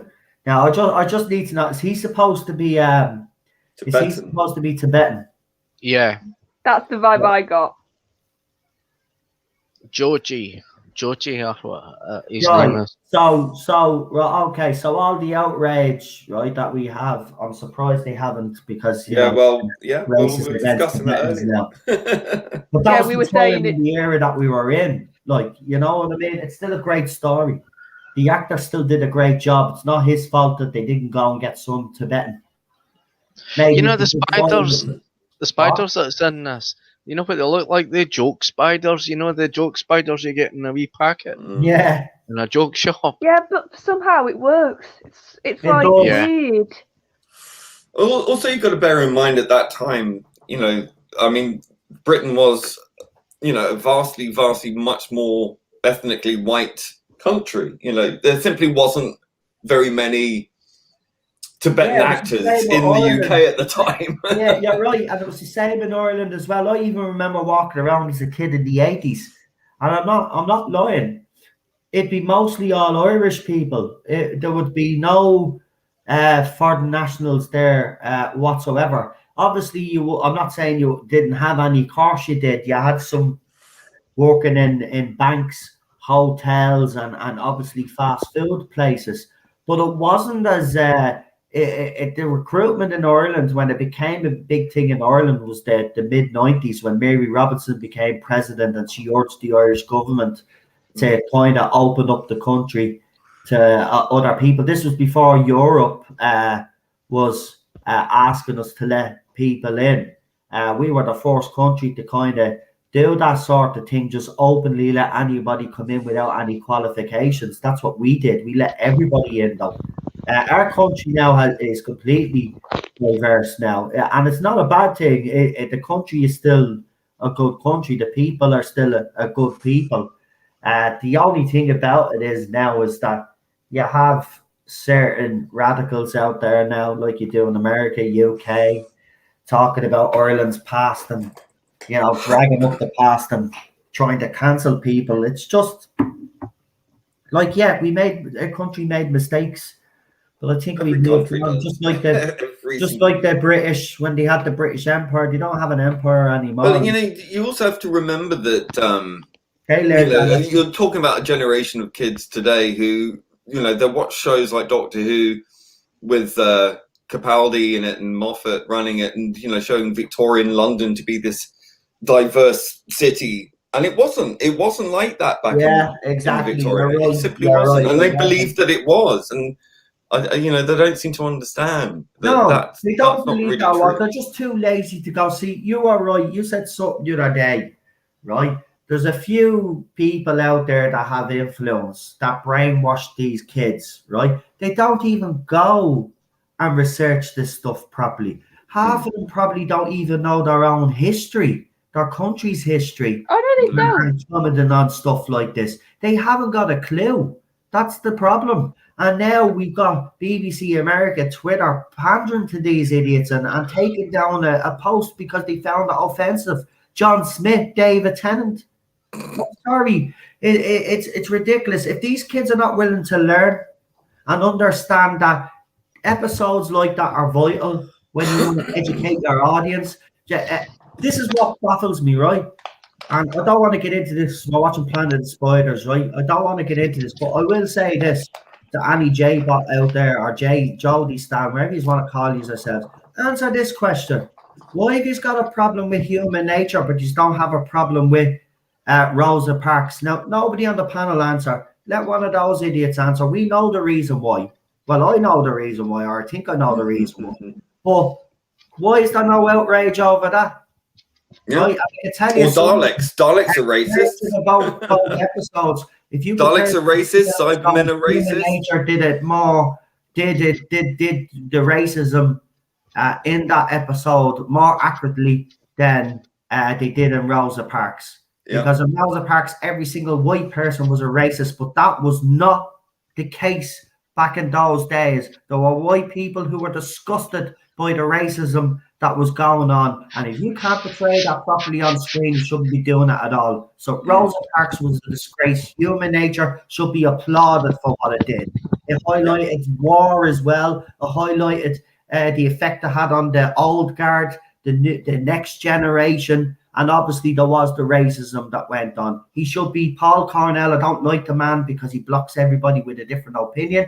But I will say this, shouldn't be cancelling his work because you don't know his history and you don't understand what they were trying to do. And it's important to show these. You don't sugarcoat racism. You show it in its full ugliness to get your point across so your audience is educated. Yeah, and also, you have to humanize these characters because otherwise they just become cardboard cutouts. Exactly. I mean, you can have abhorrent views, but you can still be generally a good person in every other way. That's often how it is. And it's unpleasant, and you have to look at it in the context of the time it was in. These people were not evil people, but they held views that were commonplace. We look at it today and we're appalled, but that's how it was. And it wasn't because they were just evil people. It's because that was the way they were raised, and because it was such an uncommon thing to see someone from another nationality, generally. And you have to bear in mind as well that the biggest import of foreign nationals was generally sort of Polish, other European nations. So to see someone of, Asian descent or of African descent was almost unheard of. Oh, he has the crystal here now, doesn't he? Oh, Yeah. he nicked it a while ago, didn't he? Yeah, he came through the window and nicked it. Shiny. Yeah. Basically, he saw it. Ooh, I love Sarah Jane in this, though. I mean, she goes with him, to see what she wants to show, what he wants to show her.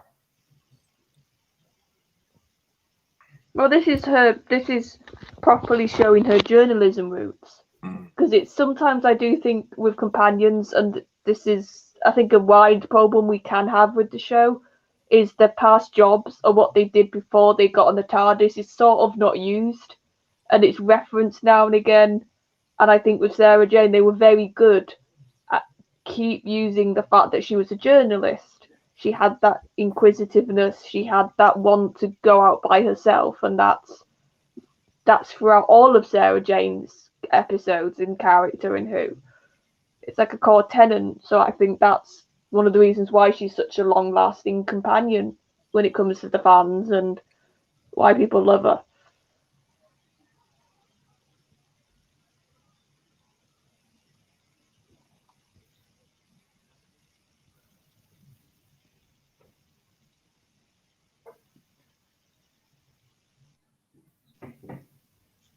Tommy is going to get her a present. No.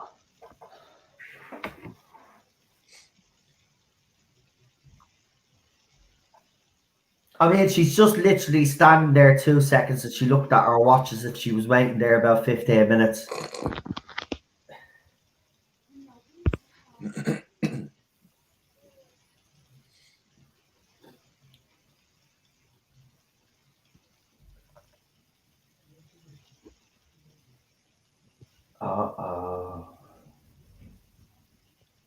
We're in trouble. Something's come along. Long and Burst our bubble. I remember seeing them two on the concourse at Waterloo Station once. Shampoo. Coming back from a night out.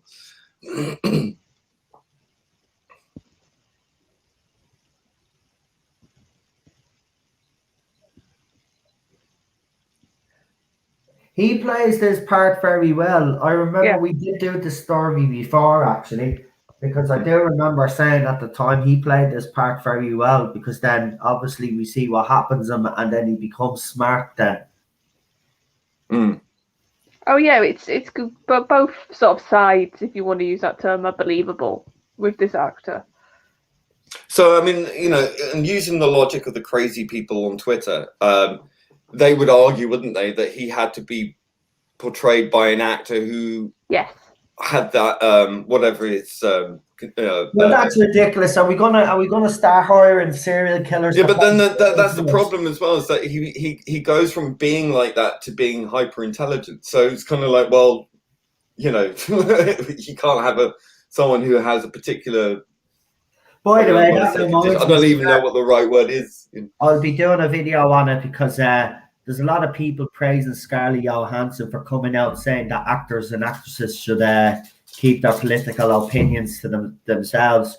But what people don't realise is that Black Widow is actually coming out soon. So she's only pandering. So don't fall for it, because she was the one that was coming out and apologised for playing a role that she believed that someone else should have played. So don't be listening to her. She's pulling you our legs. Ted. Yeah, there's pandering for a reason. Yeah. I was going to say, I think actors are starting to get a bit savvy now. Yeah. You can pander for the other sort of group, and that will do just as good for you. So I think you'll see more actors start to do that myself. So don't fall for it, folks. Don't fall for it, right? I'm not saying don't go and watch the movie, but don't fall for our bullshit, right? She's only doing it because she knows her movie is coming out soon, right? She had no problem coming out and apologising and basically bowing down to these idiots, right? And now they think they can pander to us and use us. So we must be very careful to not let these people fool us into thinking that they're changing their opinions, because a lot of them now are going to start swinging this way because they think it's the best thing to do. Because see, the Schneider Cut didn't do one thing. Because it pandered to what the media believe is a certain side of the fandom, i.e. all of us that wanted to see a proper Justice League movie. But to them, we're alt-right, we're all a bunch of terrorists, white supremacists, racists, you name it, right? Even the Warner Brothers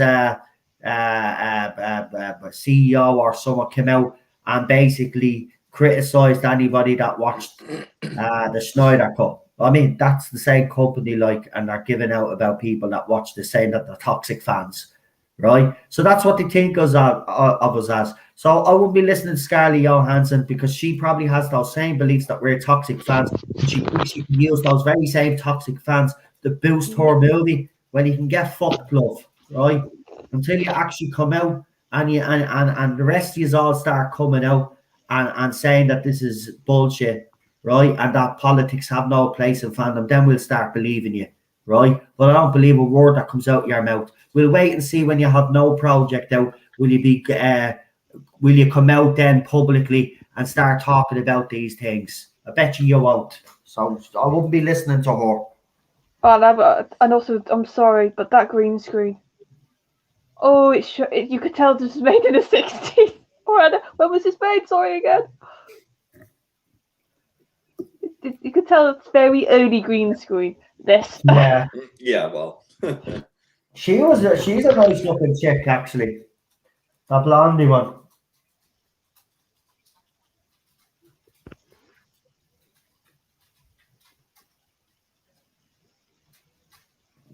I also do quite like how, for a good chunk of this story, the Doctor isn't with Sarah. So I think it really almost adds to the feel of something bad's going to happen at the end of this story. Because they're not really together. They sort of reunite a bit in the second half, but then they get separated again. And I just think there's something instinctual, isn't there? That when a Doctor's by themselves for a long time in a story, you start to worry a bit. You start to think, oh, something's going to happen.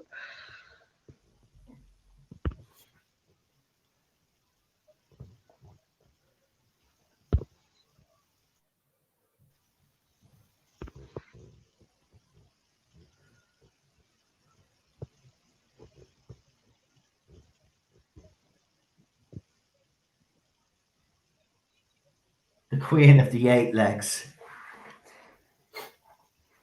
The Queen of the Eight Legs is coming.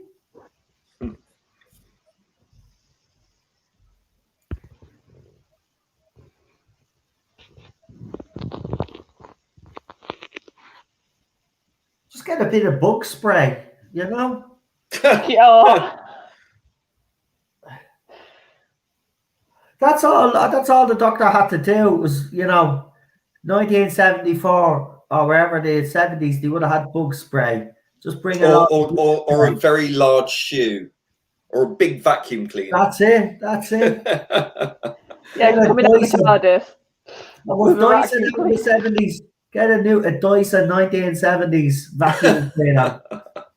I'll get was Dusty Bin a thing at this point? Or a big huge fly swatter.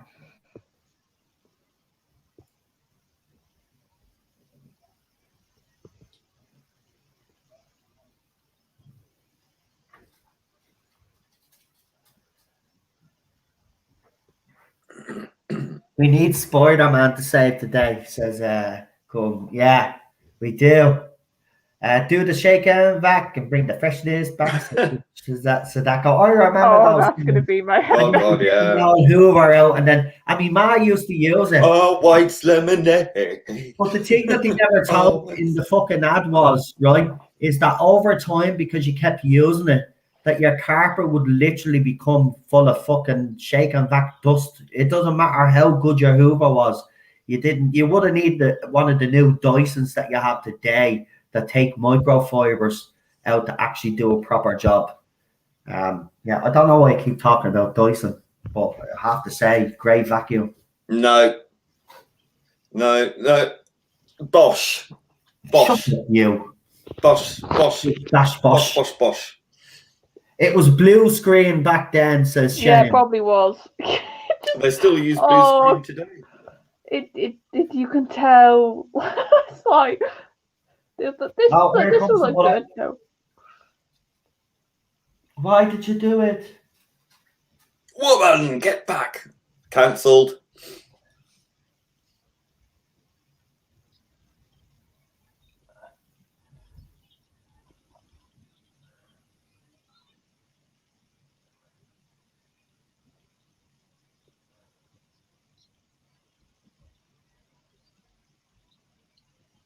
It's a bit thick, that one, isn't it? Well, the backside isn't it? There he is. Get in that TARDIS there, Doc.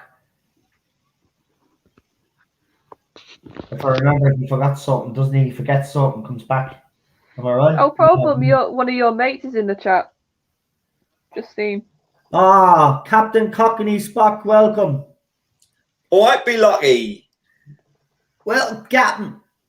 No, I won't do that again. That was shit. What was that supposed to be? What? Welcome, Captain. Welcome, Captain. Welcome, Captain. I don't know. Is that Cockney? It's supposed to be, but it's very bad Cockney. I lived in the East End of London for many years. Thank you very much. Luckily. Pocket full of conkers, horse chestnuts. Yeah, I used to play with conkers. Do you ever play conkers? Put a shoelace through conker, and you do things to make it super hard, and you'd actually play against other people. Oh, me and my dad You- used to collect conkers. That was something we used to do. I remember the games back in the day. You'd literally get your knuckles lashed out if you missed someone's conker. They'd hit you in the hand with it, and it wasn't nice. And you'd get some fuckers that would deliberately hit your hand all the time because they just were nasty little pieces of shit, I suppose. But yeah, one year I actually went a whole month with the same conker, beating other people, and then eventually, obviously because it was taking a beating over the month, it finally then broke. I was devastated actually. Oh, come on, Doctor, we're going to get some Aikido in a minute. Yep. Yeah, I'm just gonna wait until the credits run out because it seems like if I leave the credits run to the end, wait for the next episode to load, pause it, then it seems to play better. So Yeah. Well, that was Gareth Hunt. He used to be quite irregular on TV back in the day. he says, "I'm from Poland, really, and I'm actually part American, and I live in New Zealand. It ain't easy being me." Fuck's sake, that's a lot of fucking, isn't it? That's just showing off at that point. It is a bit. Yeah. Well, good. Well, it's a bit like me being English, Irish, Welsh, French, Jewish, German, Hungarian, Italian, born in Germany, raised in the UK. Yeah, there we go. It's mad, yeah. I know. A mongrel. Right. Well, here's the funny. No, go on, Charlotte. Go ahead. Sorry. I was going to say, here's the funny thing. I won't say it, but my surname has certain roots to a country, and I've got no relatives from there. So it's like, how did that happen? Well, you never know. You might dig deep into your family history. Deep enough, yeah. Right, folks, do me a favor. Press 1 in the chat if you are ready. Let's get on to this next episode. Actually, I'll be accused of being stupid there. Sorry, I apologize. No. You bigot. For being me. Yeah. It's not allowed. If you have a problem with that, you can kiss my donkey ass. Right. I think I'll be able to actually sink in, which is on now properly this time. I'm actually proud of myself. Yay. Well done. Yay. Right, Charlotte. I think we got enough ones in the chat to suggest that we are all ready to go. But hold on. 8-Bit Snakeboy says, I have grandparents of English, Irish, Romanian, and American descent, so I'm no better off. Well, that's a mix of mongrels rule. Well, that's a mix of contradictions right there, isn't it? Irish with a bit of English. And not only that, I was raised by because my grandmother's second husband was from Hong Kong, so he was half Chinese, half Portuguese. So a lot of family in Macau, Hong Kong. So yeah, it's it's a weird one, all right. We got someone, Tom Mason, who just keeps writing Doctor Who. Welcome. So we're on episode. What are we on? The fourth episode. I'm on. Wait a sec. I'm on 5, I think, aren't we? No, are we? No, 4. No, on episode 4. I've Is it? got episode 4. 4 then. Yeah. Right, so we're on episode 4, Planet of the Spoilers. Everybody's press 1. Charlie, you can go now and do the countdown. Yep. So 5, 4, 3, 2, 1, go. Go. See,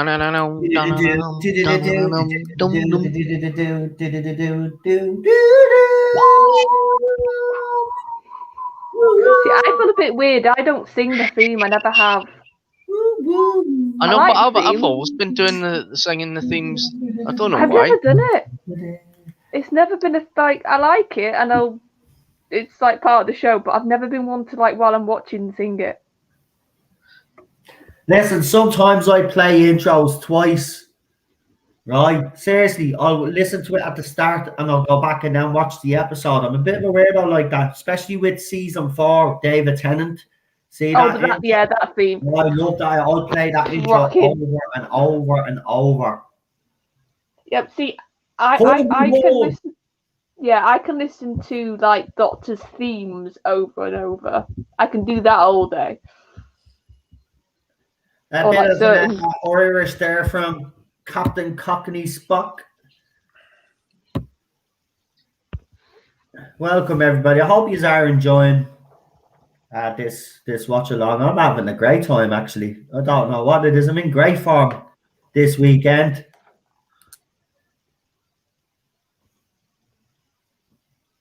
You do not speak like a two-leg. Both Miss Smith and I come from Earth.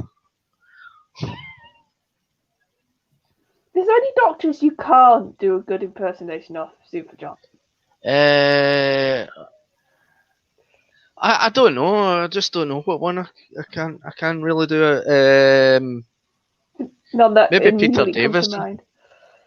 Yeah, I can see him being hard. Yes. Running up and down a lot of corridors. He's kicking ass. That's He's Peter kicking Davison. ass. This is why I love this doctor, man. Oh, he's not kicking ass anymore, though. No. No, you're down. So avoid the Star Wars like thing. It's like Emperor's powers before Star Wars. Or was this after Star Wars? That's terrible dates.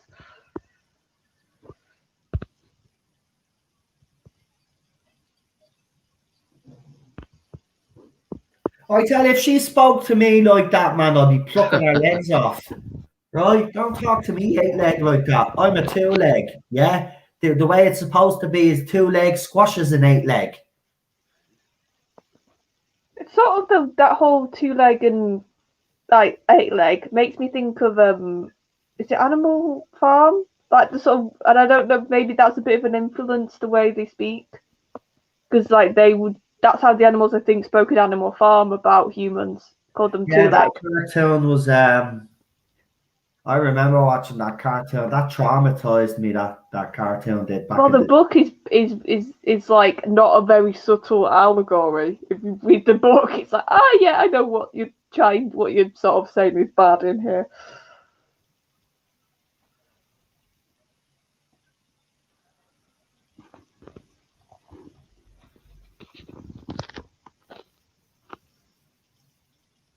Oh, so this was before Star Wars. So Doctor Who technically had Sith lightning before Star Wars. Yeah. That's what I listen. Doctor Who influenced, just like Star Trek, influenced a lot of the big sci-fi movies and TV shows that came. There's influence there. I mean, look at Bill and Ted's Excellent Adventure. Yeah. Like they used a phone booth, but that was it was direct homage to Doctor Who. Like, I mean, there's even a rock album out there, if I'm right, I forget the name of the band, but they even have the TARDIS in their album cover. You have to look for the TARDIS, but you see the TARDIS there. It's an actual TARDIS, like. So, Doctor Who has influenced a lot of pop culture, especially, obviously, in the UK. Doctor Who was huge. I mean, kids, families, it was really like what they showed in Adventure in Space and Time. Families were literally sitting around eating their tea, watching Doctor Who. It was the same in my household when the reruns were on, like, of the older episodes. We'd literally sit down, tea, watching Doctor Who. I just love this show. I mean, I'll never stop loving this show. This current era will soon go away. A new era hopefully will start, and then we'll see where we go from that. But we love for Doctor Who is never gonna go away.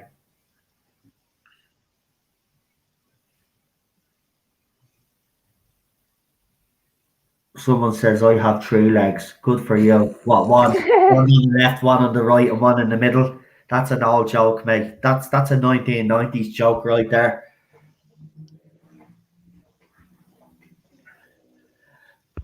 That used to be a thing back in the day. What makes you unique? Well, I have 3 legs.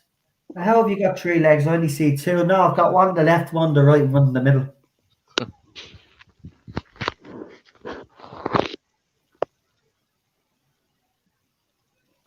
The jokes back in the day were stupid as well. There's some stupid. But imagine all this little get up for this spider queen here. Like, I'd be like, what the hell?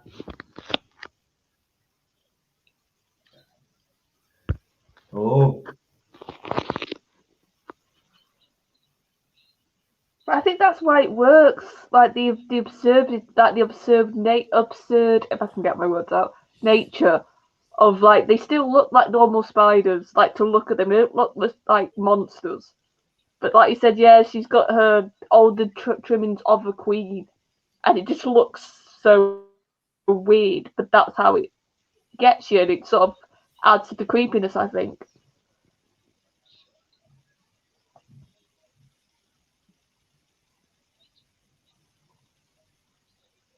And the fact that they move their legs a little bit, and they're not just like static spiders.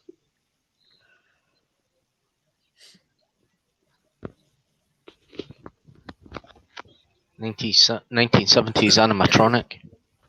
It's very good. Like because I was watching this and I was like, actually, I quite found them convincing.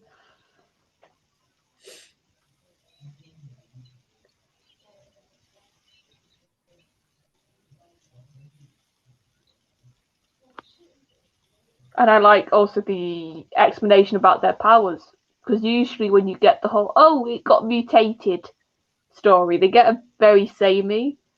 But I like the idea of how these spiders got mutated.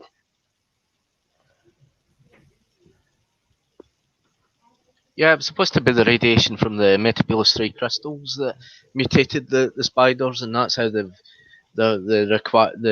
queen spider requires the last Metabulus 3 stone.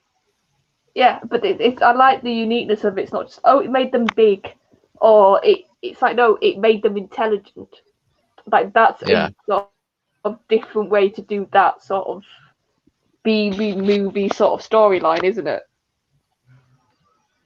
There you are. You see the crystal effect in Tommy. Yeah, we can read his book now. Yeah. I have to say the face that he pulls is not a face that you should be really pulling now, you know. No. But it's great when he realizes he can read properly. Look at his face then when he realizes that he actually is intelligent. Imagine if the Metabulus 3 crystal was real. I mean, you would want to make yourself more intelligent, more smarter than you already are. Of course you would. I'd be sticking on in the physics books and... I'd be like on the end of a pencil. Used to fucking hate those books. When I was at primary school, we were forced to read those books. Yeah, we had. I was on the lowest color bracket at some point, so my teacher called in my grandmother and to say that I was struggling with my reading. My grandmother said, "I don't believe you." So I'm sorry, but it's true. It's on the lowest color band, whatever it was. Wow. So she called me over. She called me over, and she pulled out a copy of Jill Murphy's The Worst Witch, and she said, "Here." She just opened up and said, "Read that page." So I just read it like absolutely perfectly. And she said, "This is the level he's reading at home. He's bored." Apparently, my teacher's jaw hit the floor. We used to have similar books, but they were called Anne and Barry. So it'd be like Anne and Barry go to the shop. Anne and Barry would go to the shop to get some jam.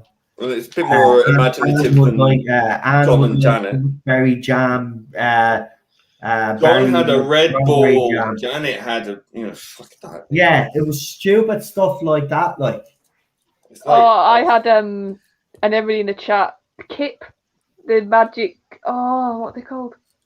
They all had a dog. Yeah, there was a dog, but it was like the magic key, I think that's what they were known as, the magic key books. Wow.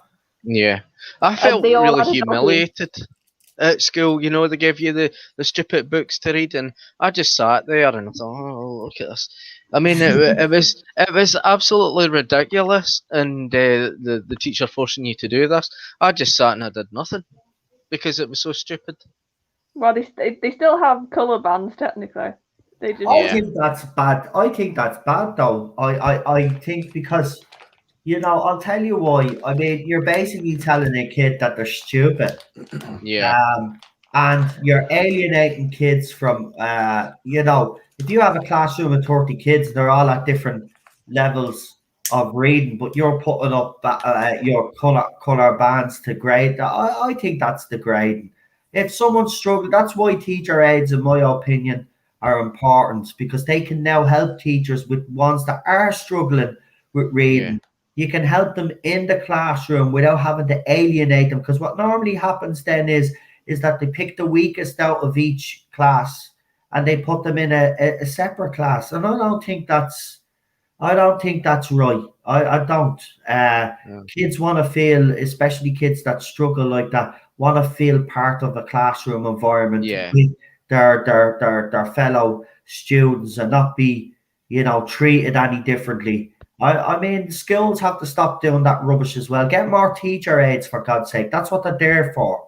So they can help those students that are struggling, so the teacher can, she doesn't have to necessarily concentrate on those kids that are struggling. She can concentrate on the other students as well, while the other students are getting help from the teacher aides to help them speed up. I think it also when you have a classroom where gifted kids are kind of almost pulled down to be equalized with the other kids. I think if you've got a gifted kid as well, that they suffer just as much as someone who struggles. No, I agree. But I don't think you should be, because it happened to me. I at the beginning had difficulties. It was concentration, really. So if I wasn't concentrating, then I wasn't learning properly. Yeah. So I mean, I grew out of it eventually, but I mean, Well, that was the thing with me, because I was given these John and Janet books, and I was behind everyone else. But at home, I was reading books far in advance. Yeah. And I wasn't. That's why I wasn't doing well at school, because I was held back. Because I was much further along. But I didn't know that, because I was led to believe that I wasn't any good, even though at home I knew that I was doing all right. So. Well, I was humiliated by the teacher. Me too, French. I mean, she thought that I was just a disruptive influence because I wouldn't do my work, and she grabbed me by the wrist and threw me into one of her cupboards. You know, the cupboards with the long cupboard. She could get away. I suppose, teachers used to be able to get away with that. Yeah. She threw me in the cupboard and locked me in the cupboard, just and had the key. And while the class was all busy getting on with their work. God. And she'd done that with quite a few people. She would throw them out, tell them to stand outside the door. Yeah, my French teacher used to mock me in front of the class all the time. Yeah. She hated me. There was no reason for it. She just absolutely hated me. And at high school, I remember we had our history teacher who ran our Doctor Who club, actually, used to throw the chalkboard duster at students. He'd just hurl it at them and and he'd turn over tables and things as well. It was absolutely insane.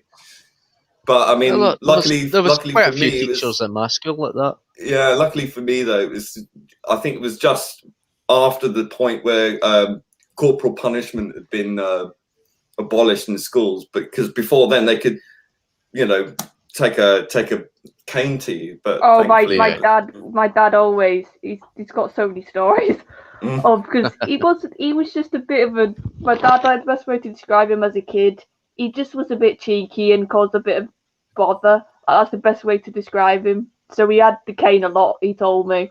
Well, I remember one of my PE teachers lost his rag with one of the pupils on the sports field, and he just put him over his knee and just gave him a hiding. It was just like, and he was laughing. That was the thing. He was like, "Oh, sir, oh, sir." I remember in PE that we were supposed to we were playing bat and ball and that, and one of the big giant halls and like that, and it was my turn to go, and the bat slipped out my hand and nearly knocked the head off the PE teacher. Because I couldn't forget her ducking her head. Yeah, the two things I hated growing up at school was maths and PE. Oh God, because maths and PE. the annoying thing about PE is I look like I should be able to do sport because I have long legs. Like, to look at me, I should be able to do it. So I kept being like told, "Oh, you can do this." Like, no, I can't. Like, I managed to get out of it all the time. Oh, I never did. I did. I managed to get extra art classes instead. Oh no, sports day! I used to hate it because I used to just my name used to get put down for all the running, and I'm like, guys, I cannot run. They go, yeah, you can. I was very good at running, actually. I can't. I just didn't want to do it. Yeah, I had plenty of practice running. All right, damn right. So, that's why I ended up playing football. But I originally didn't like sports. You know what we used to do, Charlotte, that we hated? Every Tuesday and Thursdays in our class, it was swimming at 10 o'clock in the morning. Especially winter mornings as well. Like, it was grand when you were coming near summer holidays when it was warmer going swimming because you'd want to cool down. But imagine like icy cold mornings walking down to the swimming pool where we were a local swimming pool and having to get into ice cold bleeding water at 10 o'clock in the morning. That'll wake you bleeding up, I tell you. But that's what I used to hate, swimming, and I still can't swim. I was terrified of getting into the swimming pool. I still can't swim to this day. I had a terrible incident with water, so it was. Sorry, man. I just can't do it, man. And the doc is back up and raring to go. Yeah, he's eating away. Look at him. Oh, sexist comment. That's it. Oh, you can't say that anymore. Cancel this. I'm offended. I'm offended. To think that women scrub in the kitchen. Jesus Christ. Well, it's all right. No. I can give you my woman card. I can give you the woman card. It's fine. It's not offensive anymore. I do all the scrubbing in my household because you know why? I like to do it. Yeah. So there you go. And I know Lee does it for himself as well. So us men, even though we're accused of being sexist and white supremacists and all this other thing, we like to do things for ourselves and our missuses. So there you go. Yeah. Anyway, I wouldn't trust Cheryl to cook me out, and anyway, she'd probably poison me. You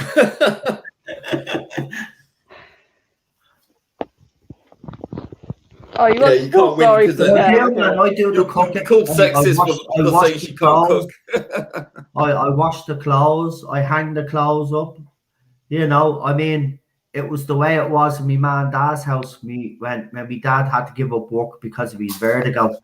My mum was working, and my dad would have to look after all of us, and he'd cook our dinner, wash our bed clothes, and wash our clothes and stuff. So I watched him do it. So obviously, I was influenced by the way things were happening in my household. We're growing up. So when I obviously got old enough to start doing things for myself, I did, and then when I moved in on my own. Obviously, I had to do things for myself, but then obviously when I got married, I continued that. It's just, I enjoy doing it. I enjoy cooking food. There are some days now I will say it wrecks me head, but I love cooking. I love cleaning. Don't mind doing it. I'm going to be making a cake this week. It's not just a woman's job anymore. It's a bloke's job. Yeah. There you go. He's wanted equality. Men are scrubbing kitchens. Enigmatic Joker makes a good point there. Are the episodes still being discussed? And I think we have gone off piece. Joker, this is us. We like Well, we didn't go off piece. He made a sexist remark, and I was just like saying that I'm not a set. I do all the scrubbing in the household. So what is that little machine? It was a stone detector.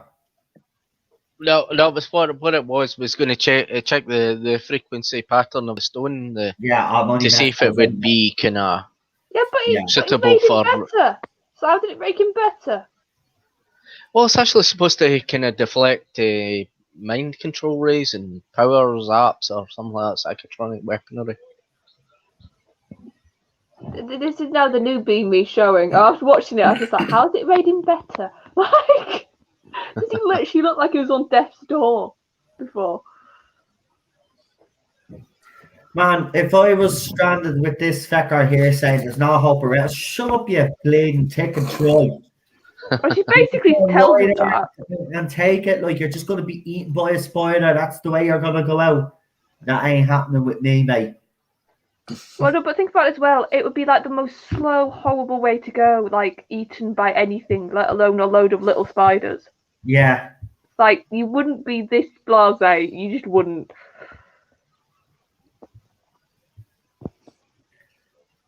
Ow. Hey! Hey! Hey! I love his face there.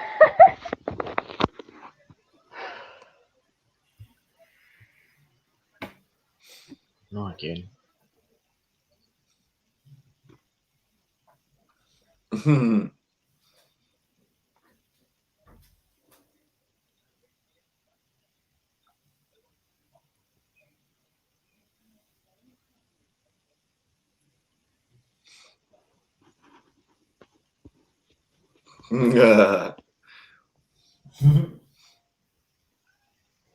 Hiya!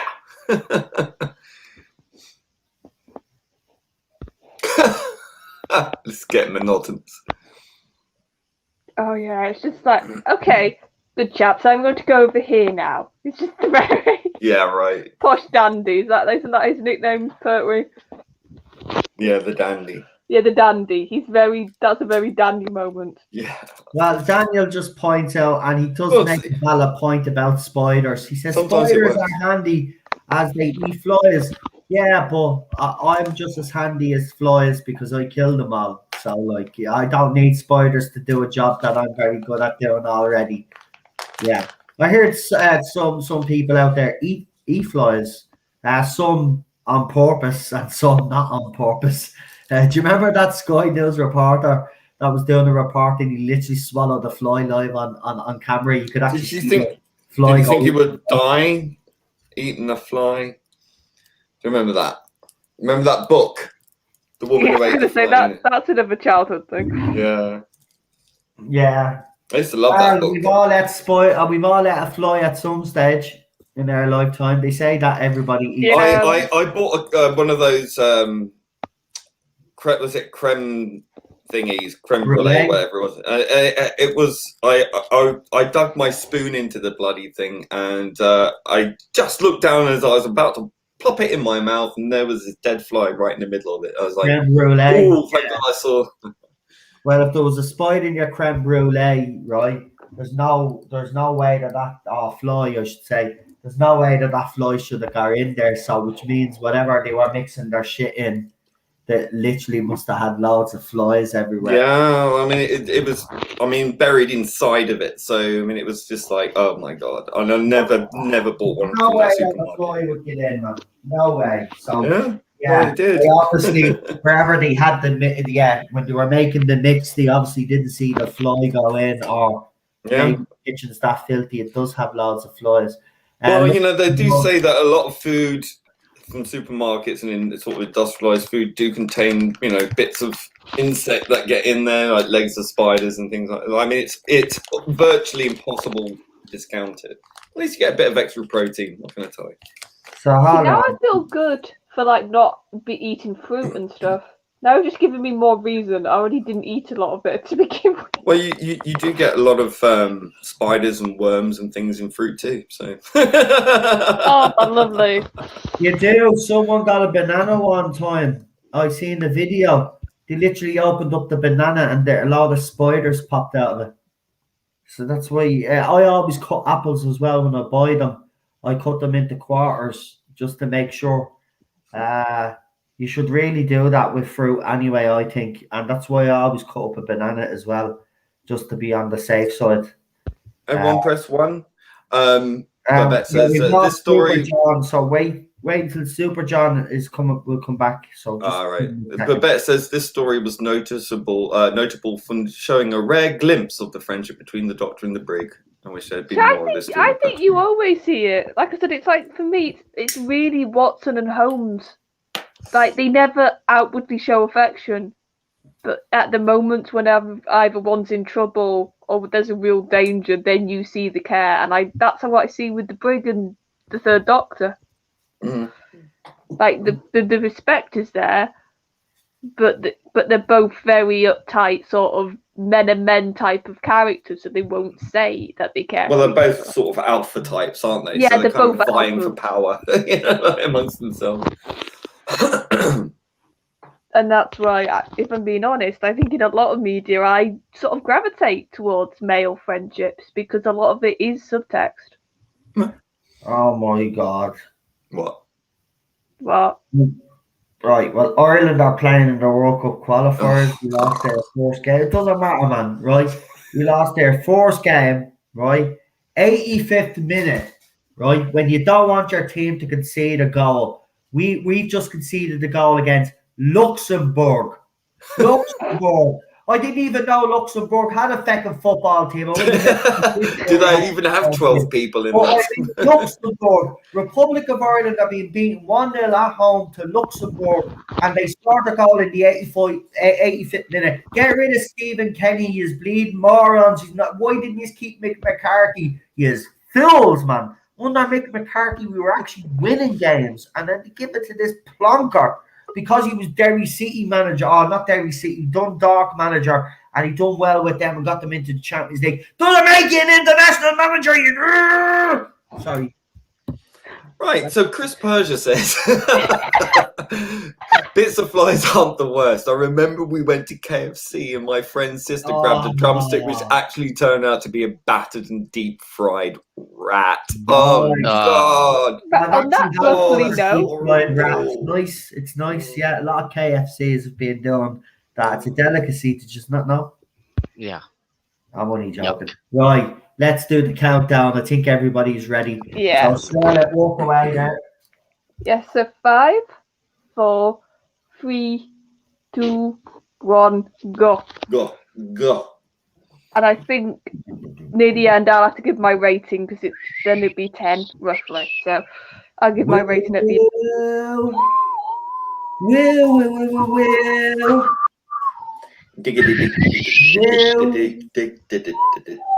Will. Oh God, that is a great. No, you sound like you're dying. It's like the last breaths of somebody. Hi.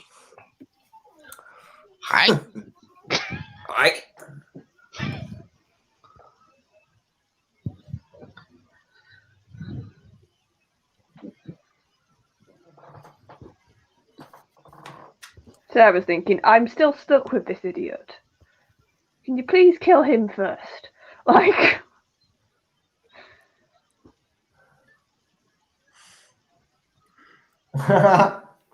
Oh, no. Shit sandwich.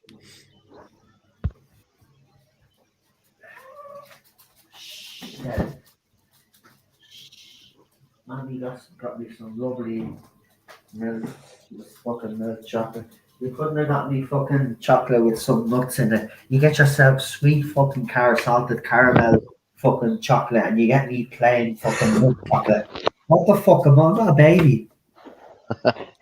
Not even really that way. Cheryl, come here for a minute, woman.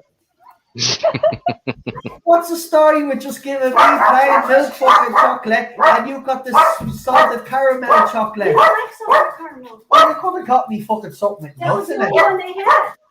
Okay. Why are you yelling? Because, like, I was very disappointed. Are you still streaming? I am, yeah. Say You're hello. actually gonna tell me during your stream that I bought you a chocolate. Yeah, say hello to everybody. Hello, everybody. Hey, Cheryl. Hello, Cheryl. Ted's decapitated in here.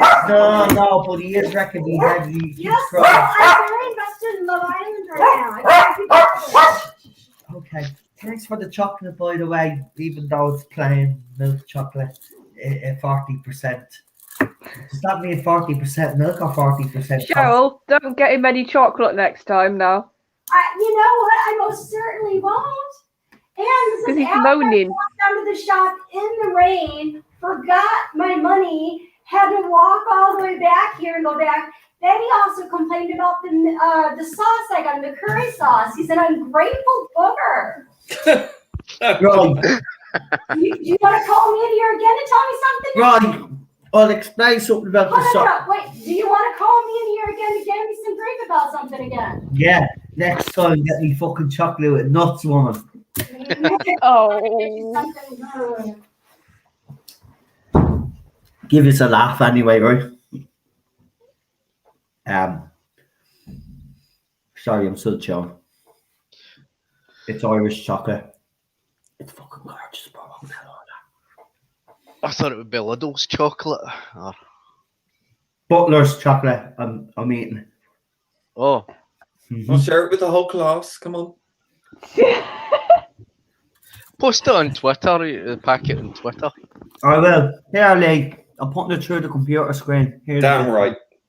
Oh, if only Willy Wonka was real with that TV I know. chocolate. We do sell those bars of chocolate, but obviously it's not the real Willy Wonka. Yeah. No, I'm not calling you. Did you say my name? No, I didn't say your name. Do you want demons? Because this is how you get demons. Why am I taking him with me? Why does mommy not get any alone time? Because he keeps standing over at the door crying. You can ask them, they can hear him. Have you guys heard Ted crying? He has been whimpering a bit. I will say that. All right, then. To be fair. Yeah, see, you thought I was lying. Thank Come on, you, we're gonna find Sharon. out what's going to happen on the recoupling ceremony. Oh, he's still watching Love Island? I'm on season 3. I have completely become feral.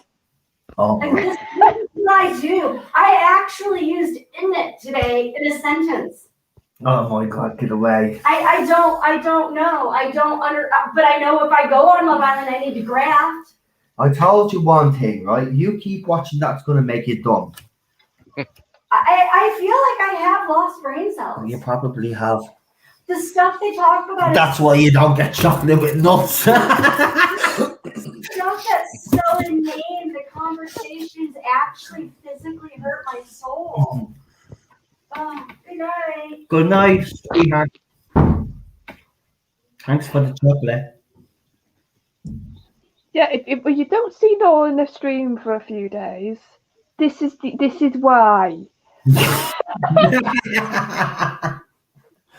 Or if it's just Cheryl doing streams for a few days. On 8-bit, for once it's not my battery. I have to be off streams by about 10ish. So for once it's not my battery. Right, so we're nearly done. Very Then. What Houdini. episode are we on? What part are we on now? 5. 5. Ah, it is nice ass chocolate though. But it would have been nice to get the salted caramel one. Maybe I should just rob our salted caramel one.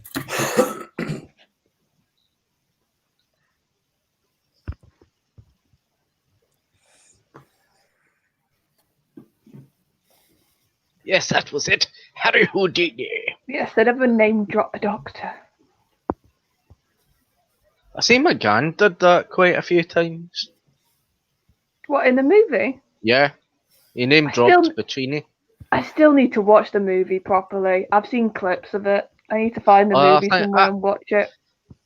Well, this might sound controversial, but I love the movie.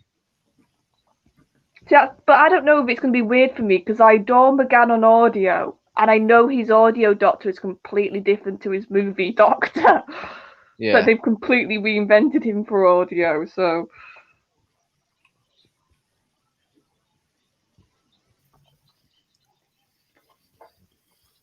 I just wish they gave a wee bit more airtime for Sylvester McCoy in it. You know, like if the movie Yeah, had but- 2 parts or something Yeah, like the that. problem was it was for America, wasn't it? And they were just thinking let's do enough so it's established he's the next in the line, but don't hit them over the head with all the canon. Because actually, that's something I have noticed about Classic. Like, they hardly talk about canon. Like, Yeah. obviously, I know there's some episodes like The Deadly Assassin and some big ones, but most of the adventures, it's like the Doctor's just gotten into a bit of trouble or he's come across something. You feel like Classic Who is evolving, unlike New Who.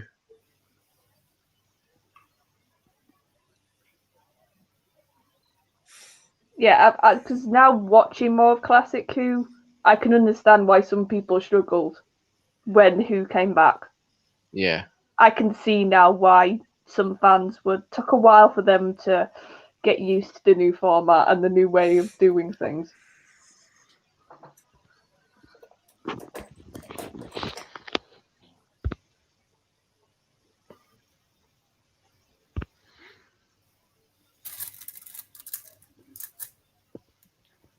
Yes, Sudoku, that's what I've heard. And I think it's just proof. The more I watch a classic of a lot of the earlier stuff, the more it's just proof to me that canon is good and we need to respect it where it needs to be respected, but it should never be the centre point of the story. Just keep to your characters, keep to adventure. That's all you need for this show.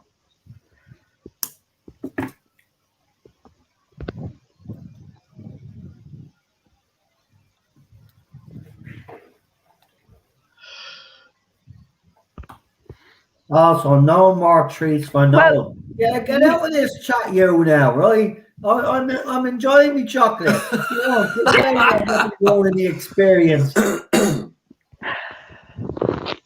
Cheryl, he invited this, you're fine, love.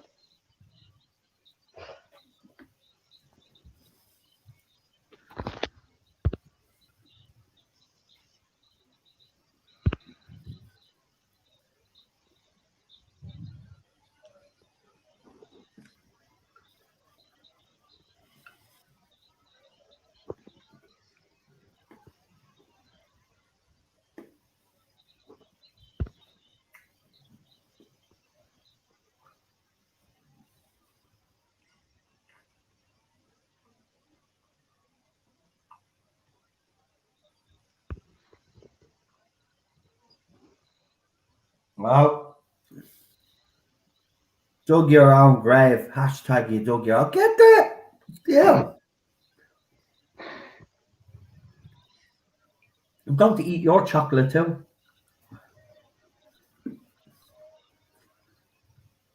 I'm actually gone into the kitchen now together. Mmm.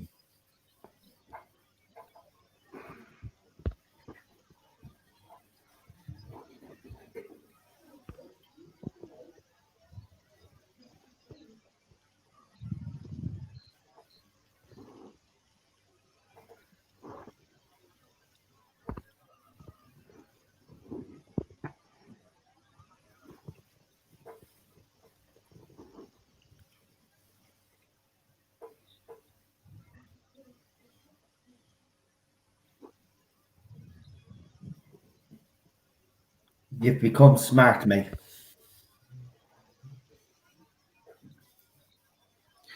You're not that stupid. You want to bet? I'll eat your chocolate just out of spite. Yeah, but then Cheryl will do something 10 times worse to you in response.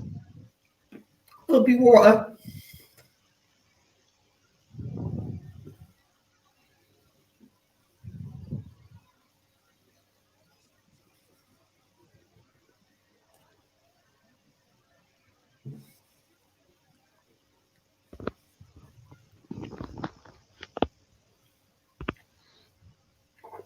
I do think one sort of loop would have been fine here. Yeah. It does sort of go a bit OTT.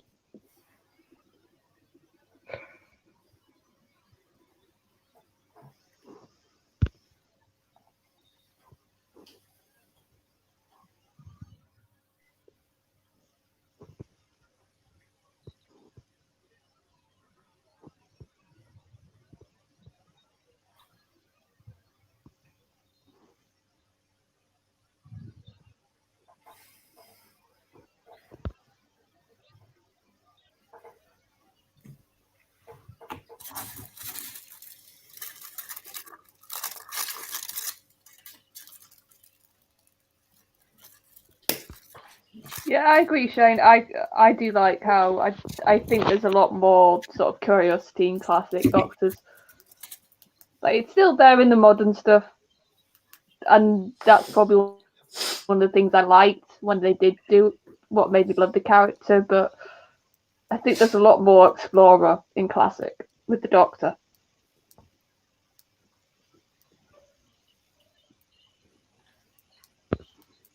Who are you?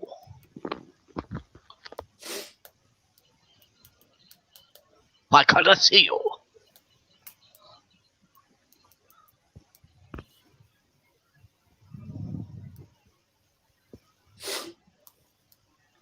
Why do you want that particular crystal?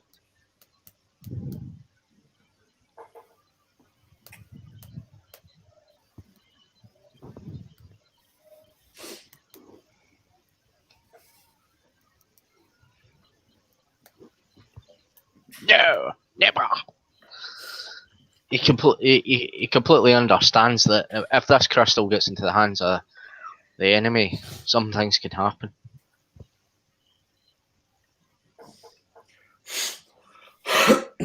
I mean, just look at Pertwee's performance here. Yeah. He's just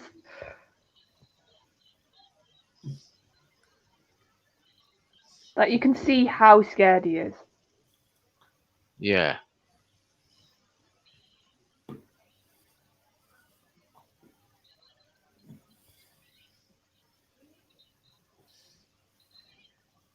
And like I said before, with the whole him and Sarah being separate, I think this scene also is like the beginning. You can feel in the episode that this is his regeneration.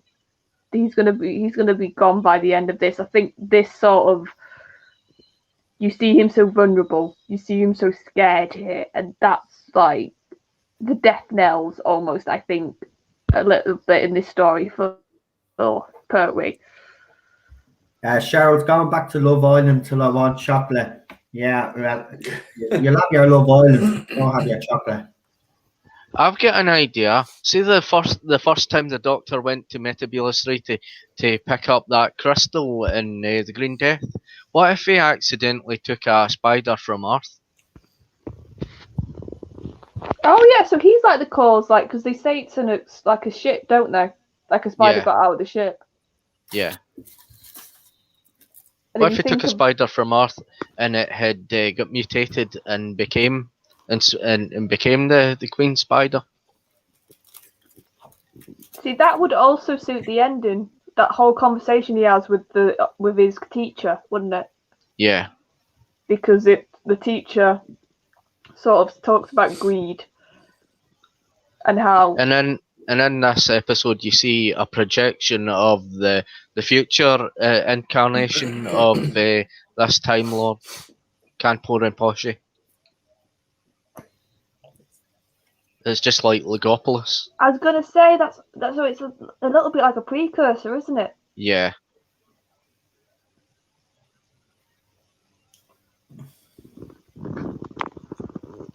Like I like the way that spider ran. Yeah. Yeah. No, I like it. I think if you want to do something with regeneration and if you want to spice it up a bit, I think the best thing is to sort of play around with the type or how it happens. It's like the Beware series that me and Daniel are covering and I'm listening to. Like the main sort of arc for that one, and I think it's a brilliant idea. It's basically this 13th regeneration, something's gone wrong. In a bit like Colin Baker, but instead of the personality being a bit shifted, in this audio, he's got a massive memory block. And I love that idea of regeneration either being so impacted by an incarnation before or how the Doctor died. Sort of that's got lasting effects. I think that's a really clever idea that I wish they would do more in the show, actually. Yeah. There's one thing we've never seen is the Doctor cocooned. You know, cocooned when in regeneration, like in a sort of cocoon. Like later on, the companions will see him come out of the cocoon and merge as the new Doctor. I suppose so. Sort of the effect of Baker to Davidson had a bit of a cocoon look, didn't it? Yeah.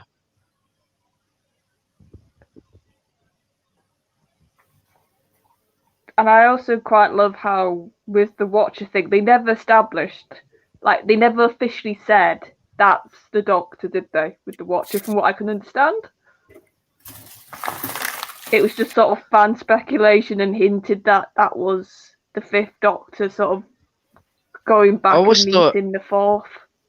I always thought the Watcher was actually a mental projection. That it was a subconscious manifestation of the future Doctor, but what was unseen was because the Watcher was kind of emaciated, you couldn't identify because the Doctor could not see ahead of time, but only the subconscious could see ahead of time. Sort of thing. Work. Yeah, I've seen a good fan theory that argues it is literally a fifth Doctor, but because he's had to go back in time, and because he's crossing his own timeline, he looks that deformed. But like I said, I love the fact that that was never stated in the episode. Like, they were clever; they didn't come out even afterwards and say, "Oh, by the way, like, here's our explanation." They just left it as like a mystery. Spider. There's a big spider crawling behind you there, Queen Charlotte. Look at it. It's huge. Well, that would work, mate, if I had my camera on. Damn. Yeah. I thought you'd forget and you'd fall for it. If my camera was on, you probably would have had me fall for that.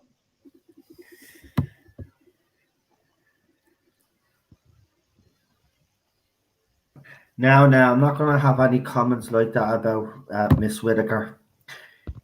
We don't, listen, as I said, keep the topic to Classic Who, please, if you don't mind. I don't want anybody, and, you know, don't be saying stuff like that about with Jodie either. That's disgusting.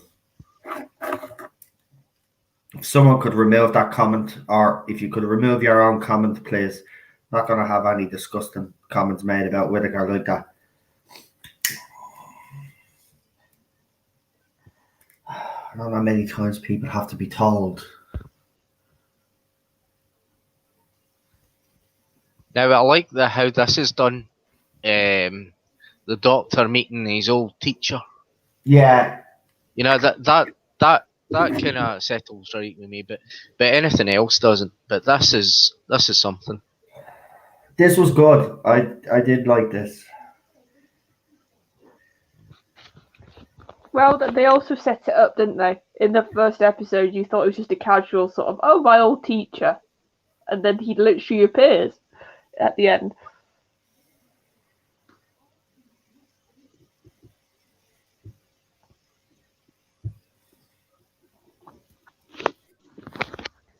Right, because I probably will have to go in about 5 minutes or so, I'll quickly give a rating now, so you don't. So I'll say there's some things I really liked about this. I like how Pertwee sort of goes. There's sort of, how do I word this? It's like Pertwee. It's for a regeneration story. I thought for earlier on you would get him being weak and sort of being close to death, so it was a nice surprise to me actually that for the majority of this he's usual Pertwee. He's action, he's fighting, he's doing all the sort of usual stuff for his Doctor. It's only really near the end, and I quite like that actually, because I think sometimes in a regeneration story it can be a bit drawn out if with the whole thing they're fighting like a regeneration, or you can get that weak Doctor for a whole episode. The spiders, What's that noise? Yeah, some interference with my microphone. Yeah, The spiders are very creepy. I think they're just the right amount of realistic looking, and the explanation about the powers. Like I said before, I think it's quite inventive. It's different. And I like how they sort of have the backstabbing and they fight, and you have that sort of idea of the queen thinking she's all powerful, but she's not. So if I was to give this a score, it would probably be, I'll give it a 7. Because like I said, I'm still sort of getting on board with Pertwee's Doctor. I'm not quite there yet. Fair enough.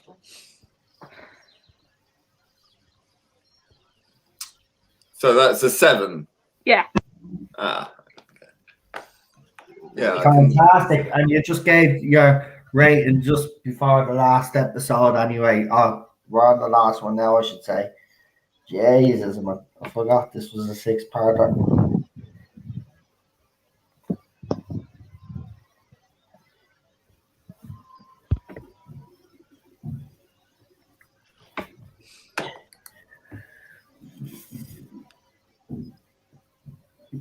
Bidoo. Everybody, please press 1 if you're ready for the next episode. And just before I go, I'll do the countdown for everybody. Fantastic. Just give us a second, because you know mine's on this fucking stupid site. Mine was good today, actually. The video isn't pausing too much. Mine was. It's not as bad as it has been, but still, it's good again. It's gonna do me fucking head. Come on, spinny wheel.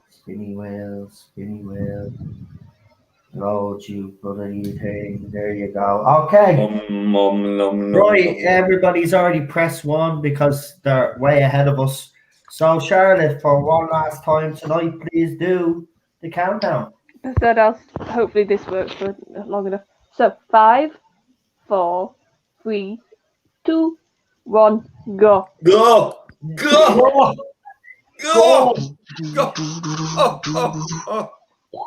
Right, everybody, I'll say good night because I do. Good night, Charlotte. Good night, Charlotte. For joining us. Then I see you all next week. Classic. What is next week's story, actually? It's Tom Baker, isn't it? So I don't know who that. Wasn't that Alpha Omega? Yeah. Yeah. I think you wanted Logopolis. I think it was either Logopolis or can't remember what the other ones were now. Creature in the Pit, I think, wasn't it? Yeah. No, was it? No, it wasn't Creature in the Pit. No, that's me making it. The Horns of Nimon, I think, was another one. Yeah, I'll ask him. Obviously, he's working at the moment, but I will ask. He'll let us know, and hopefully he'll be with us then. I think he said he would be, did he? I think it's either Logopolis or Horns of Nimon, or Nimon, whatever you might call it.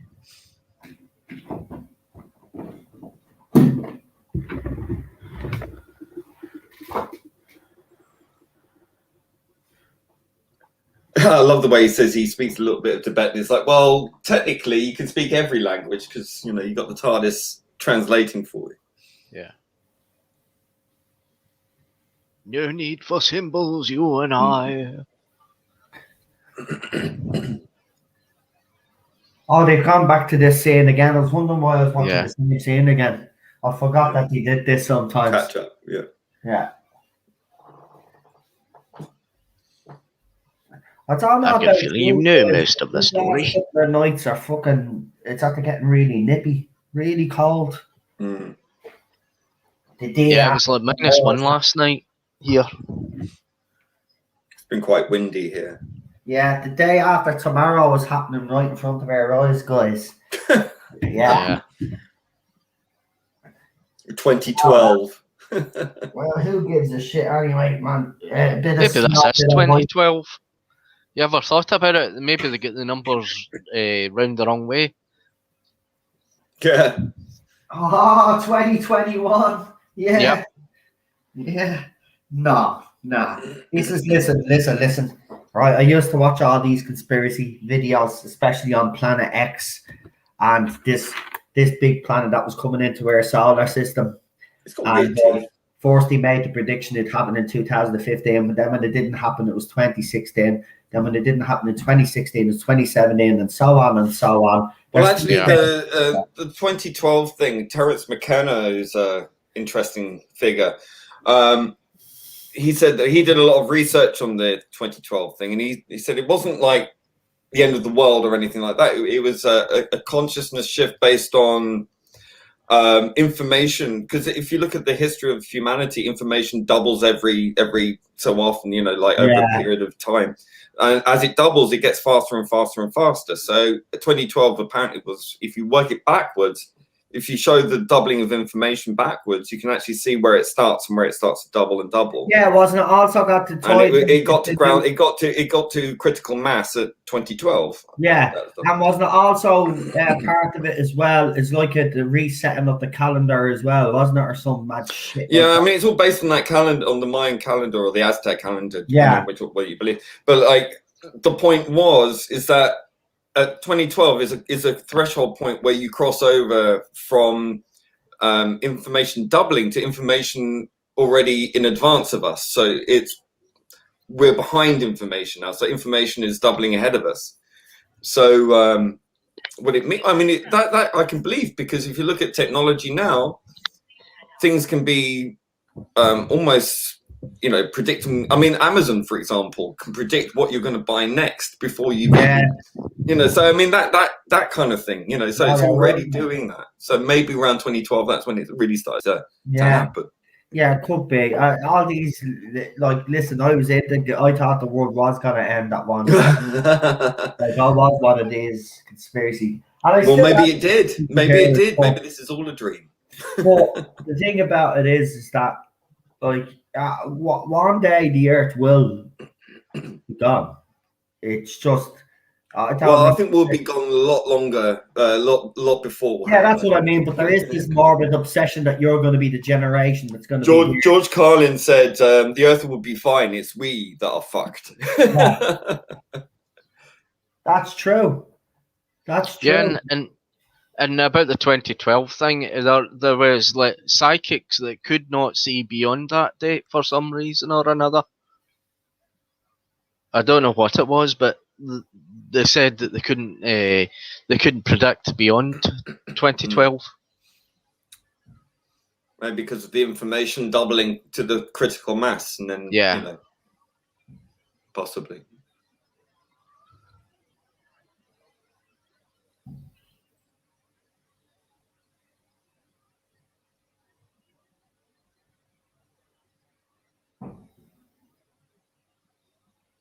Elizabeth Sladen in this is quite good. Yeah, she's so used to acting possessed, you know.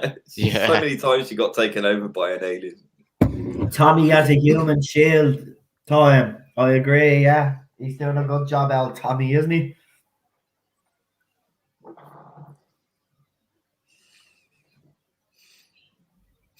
I mean, they done the same with Tegan and the Mara and that. Yeah, Tegan was another one who got taken over a lot. No wonder she was so bloody grumpy.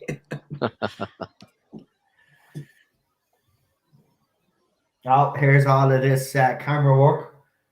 Zippity, zippity, zippity, zippity, zippity. Oh my God, I'm having a seizure. Yeah, with epilepsy. Yeah, right. The spider comes off the back.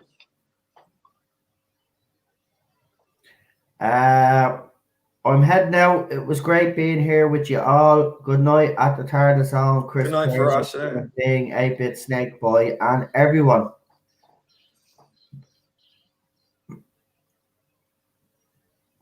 And the sets in this episode are quite good.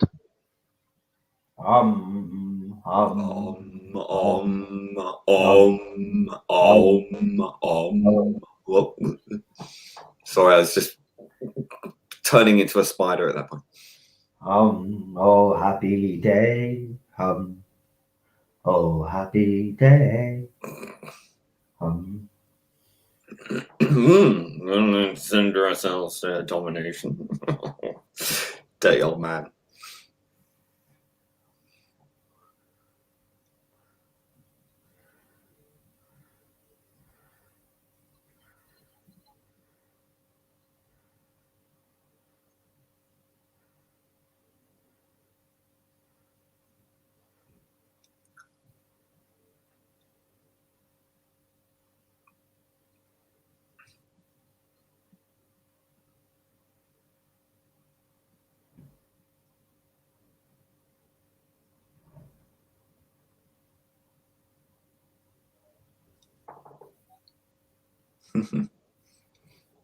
Yeah.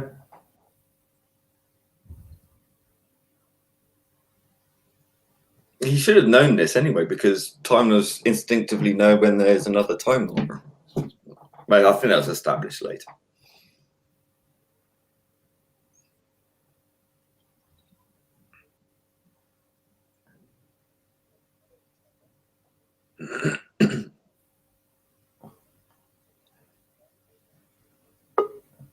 Naughty. It was a little naughty. Little naughty. Naughty, naughty. Naughty, naughty. Very naughty.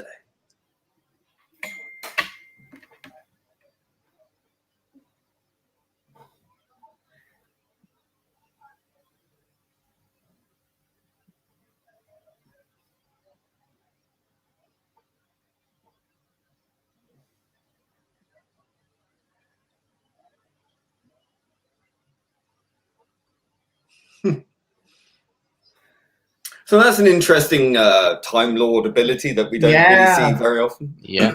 Yeah. Or at all. Or maybe Joe Winter's Doctor's projection. Yeah, Chibnall's insanity. Oh, yeah. Anyway, we won't go there. That's clever. What am I talking about? Sure. They're having a humming session. Get with the program there, mate.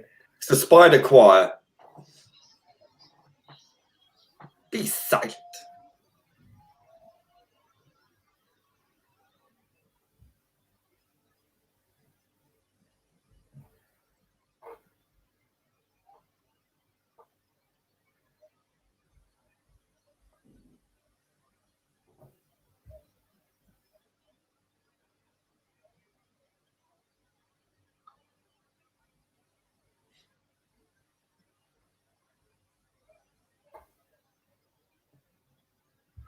Right.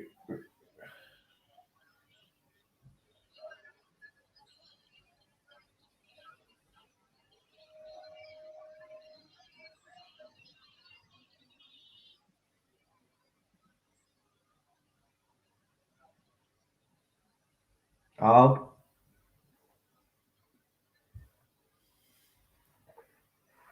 Uh-oh. So he knew he was going to his regeneration. Yeah.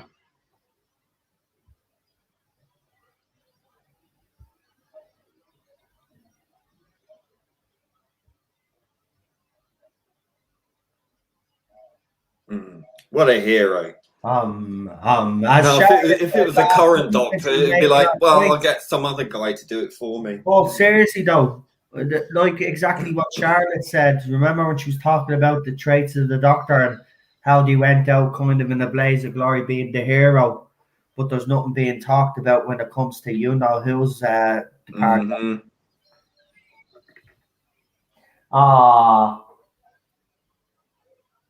Tommy boy.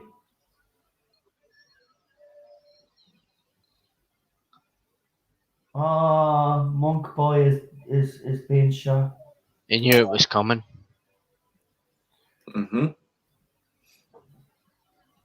Don't worry, the moment has been prepared for. It has. It is your turn, Doctor. Go, go, go, go, go. Just leave the door open as you do. Woo, woo, woo.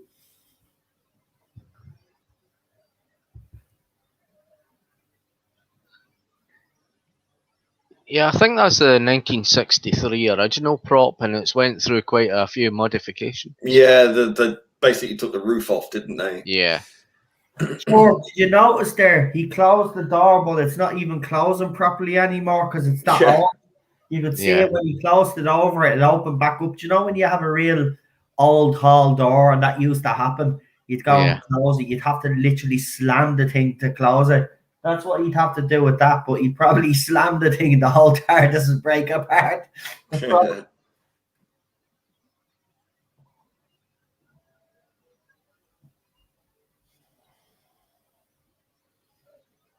So you lied.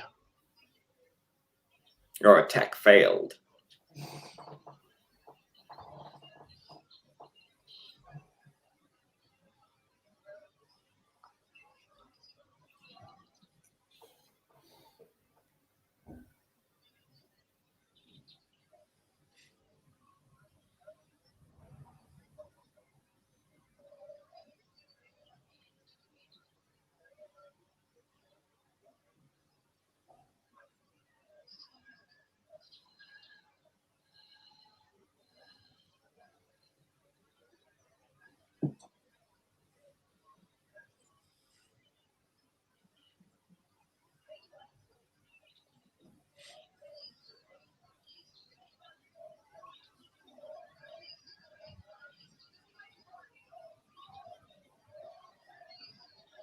It's engaging, isn't it? It might be a bunch of spiders. Yeah. But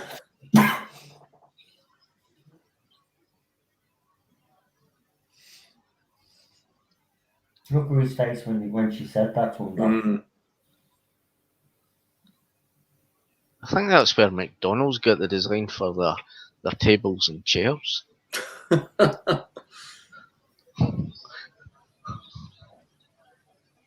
All plasticky and Molded plastic. Yeah.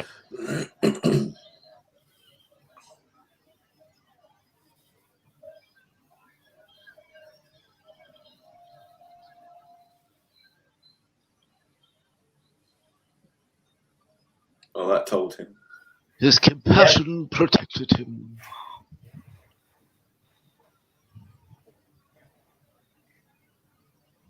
She's an insect killer.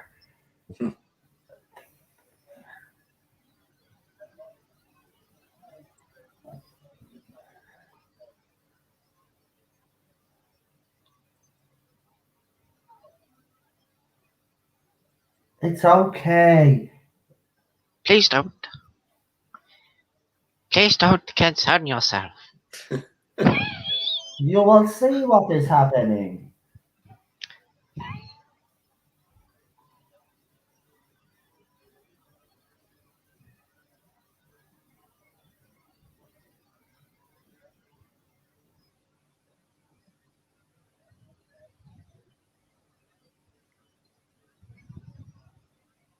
None of that star standing around with big floods of bloody energy flying about. No. I find that just so annoying now. Just like, I liked it when each regeneration was different. He has brought the crystal. Will you shut up screaming, my woman? Oh, you 8-leg. Oh, are you being eight-legged? Oh, I am being 8-legged. Cancel null. She's Cancel null. Spiderphobe. Very loud, man. Arachnophobe. So Why don't you take it and leave the humans in peace? You did do a good bird tweet. Who think I care?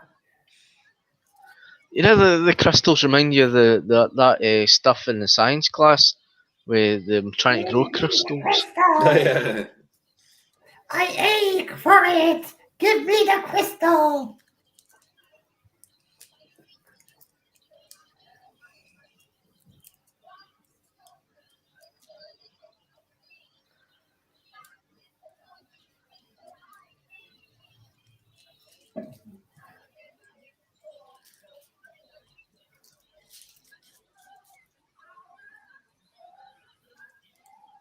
Until.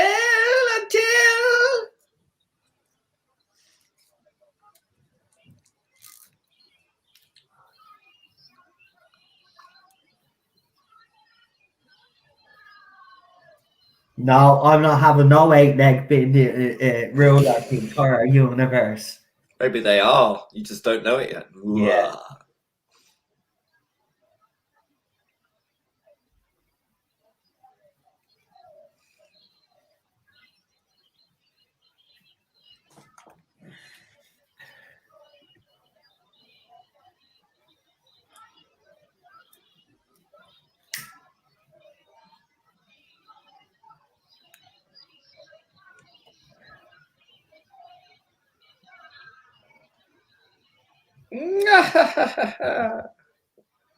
He tried to warn her. So dramatic. Well, he did try to warn her. I mean, even though Yeah. he knew he was dying, he did basically say, if you do, there's going to be a build-up of power and you're going to destroy yourself.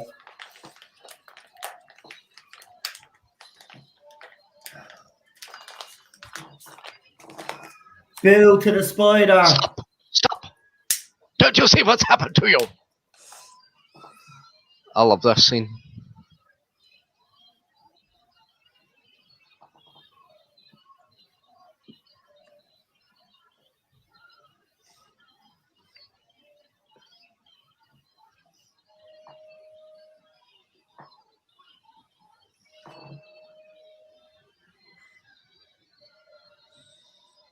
No.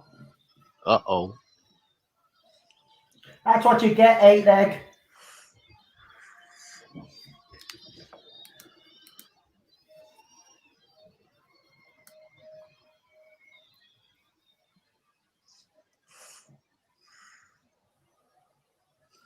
Bit of a spider orgy going on there.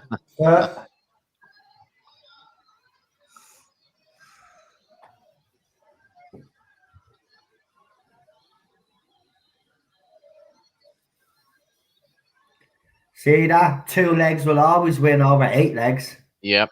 Are you a 2-leg supremacist? Oh dear. What's a plastic spider's fall?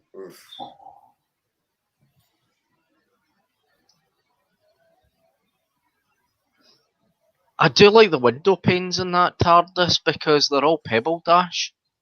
You like the what? The window panes in the TARDIS. Oh, yeah.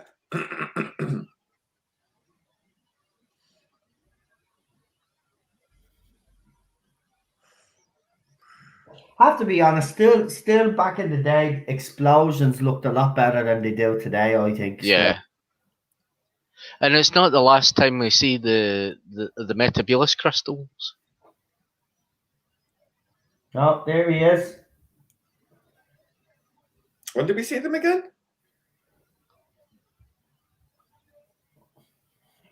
Super Doctor? We love Super Doctor. Super Doctor? Super Doctor. It still pisses me off though, and I say this, I would have loved to see Brigadier on a proper adventure with the Doctor in outer space. You get that kind of in the 3 Doctors. Yeah, but it wasn't coin. It was but I mean, come on. You know what I'm talking about. I mean, that was, but it's not the same. Oh. I got lost in a time vortex. TARDIS brought me home.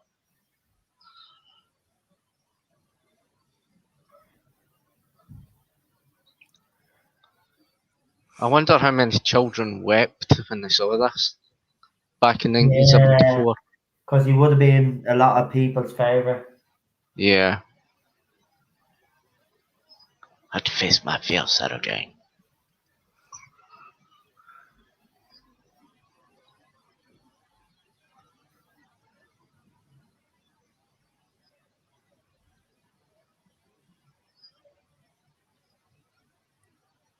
Wow. Very powerful.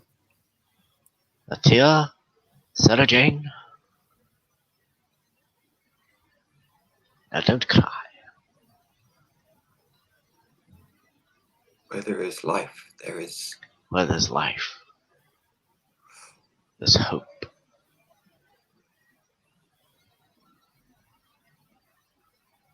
Oh.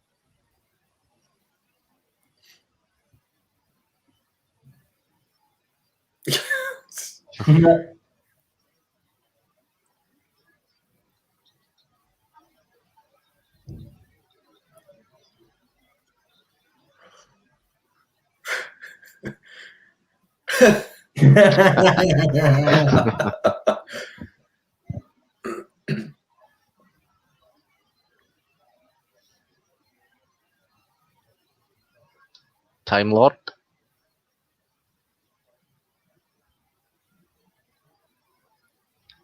There they said it. He become a new man. Not again. I love Brigadier stuff. Not again. My Frankie's behaviour is somewhat erratic. I like the present. But was it ever explained why he had to give the Doctor's regeneration a bit of a boost? Well, maybe his cells were just really corrupted. Yeah. Well, here we go again. And Captain Jack used that line as well, do you remember? Hey, Tom. Woo! There we go. Finally made it through. Yay! Great story, though.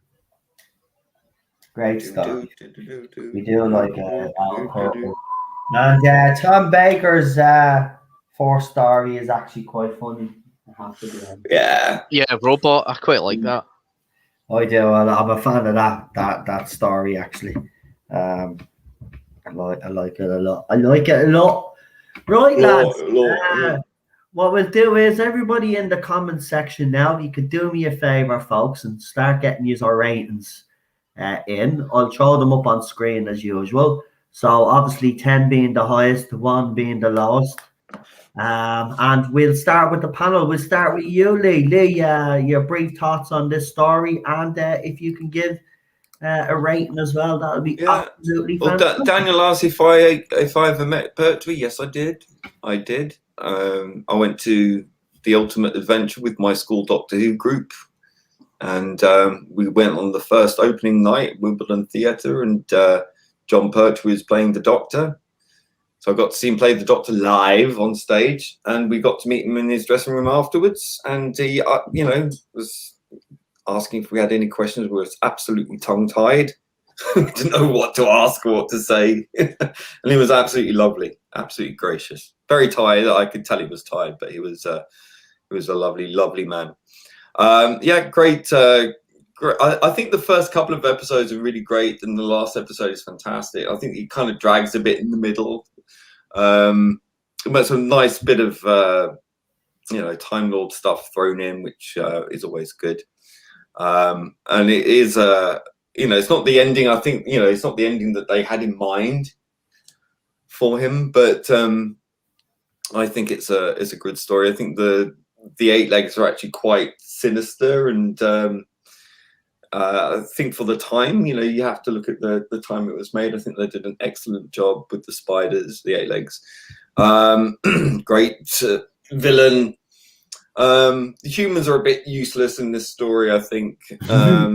The Brigadier is always fantastic in it, seeing him, and it's a shame this era sort of ends that kind of relationship. So it's kind of an emotional send off to our beloved John. It's a good story. I'd like to give it an 8.5, I think. 8.5 out of 10. Thank you. We've got a couple of 9s in the chat, a couple of 8s as well. We got a 7. Daniel has given it 8.5. But real Super Doctor.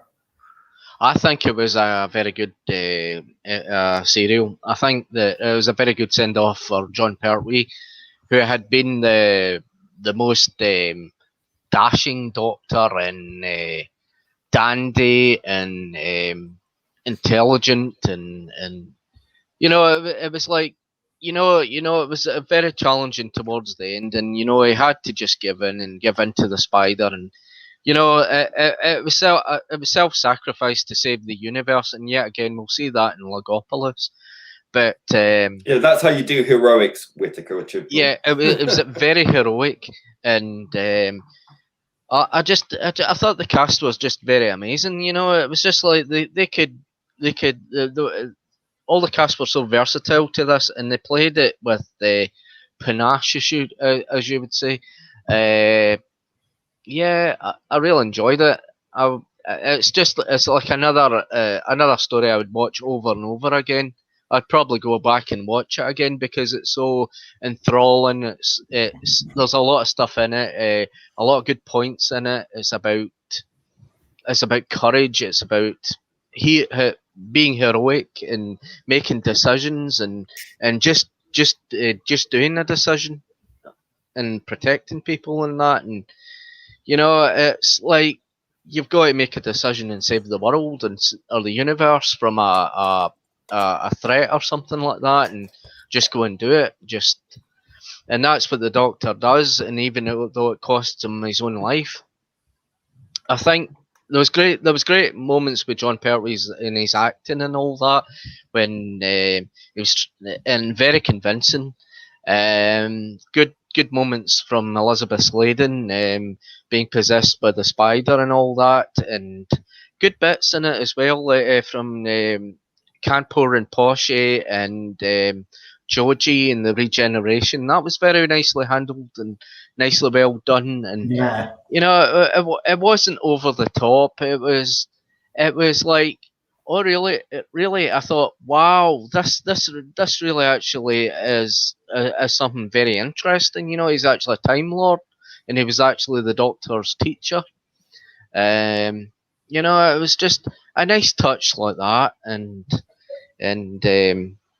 yeah, and the stuff about the Buddhism and all that, it goes into depth. It goes into meditation and about how you go into the dark side of your mind and conquer your own fears and all that.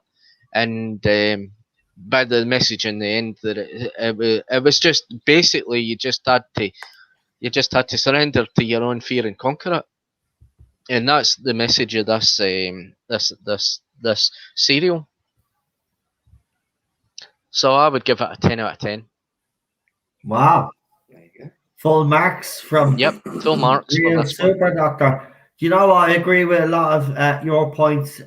Same with you, Lee. I do agree. I think it did drag a little bit in the middle. Yeah, Also, Unknown did bring up a good point as well. Some of the chase scenes did go on a little bit too long, but I Yeah. like that personally.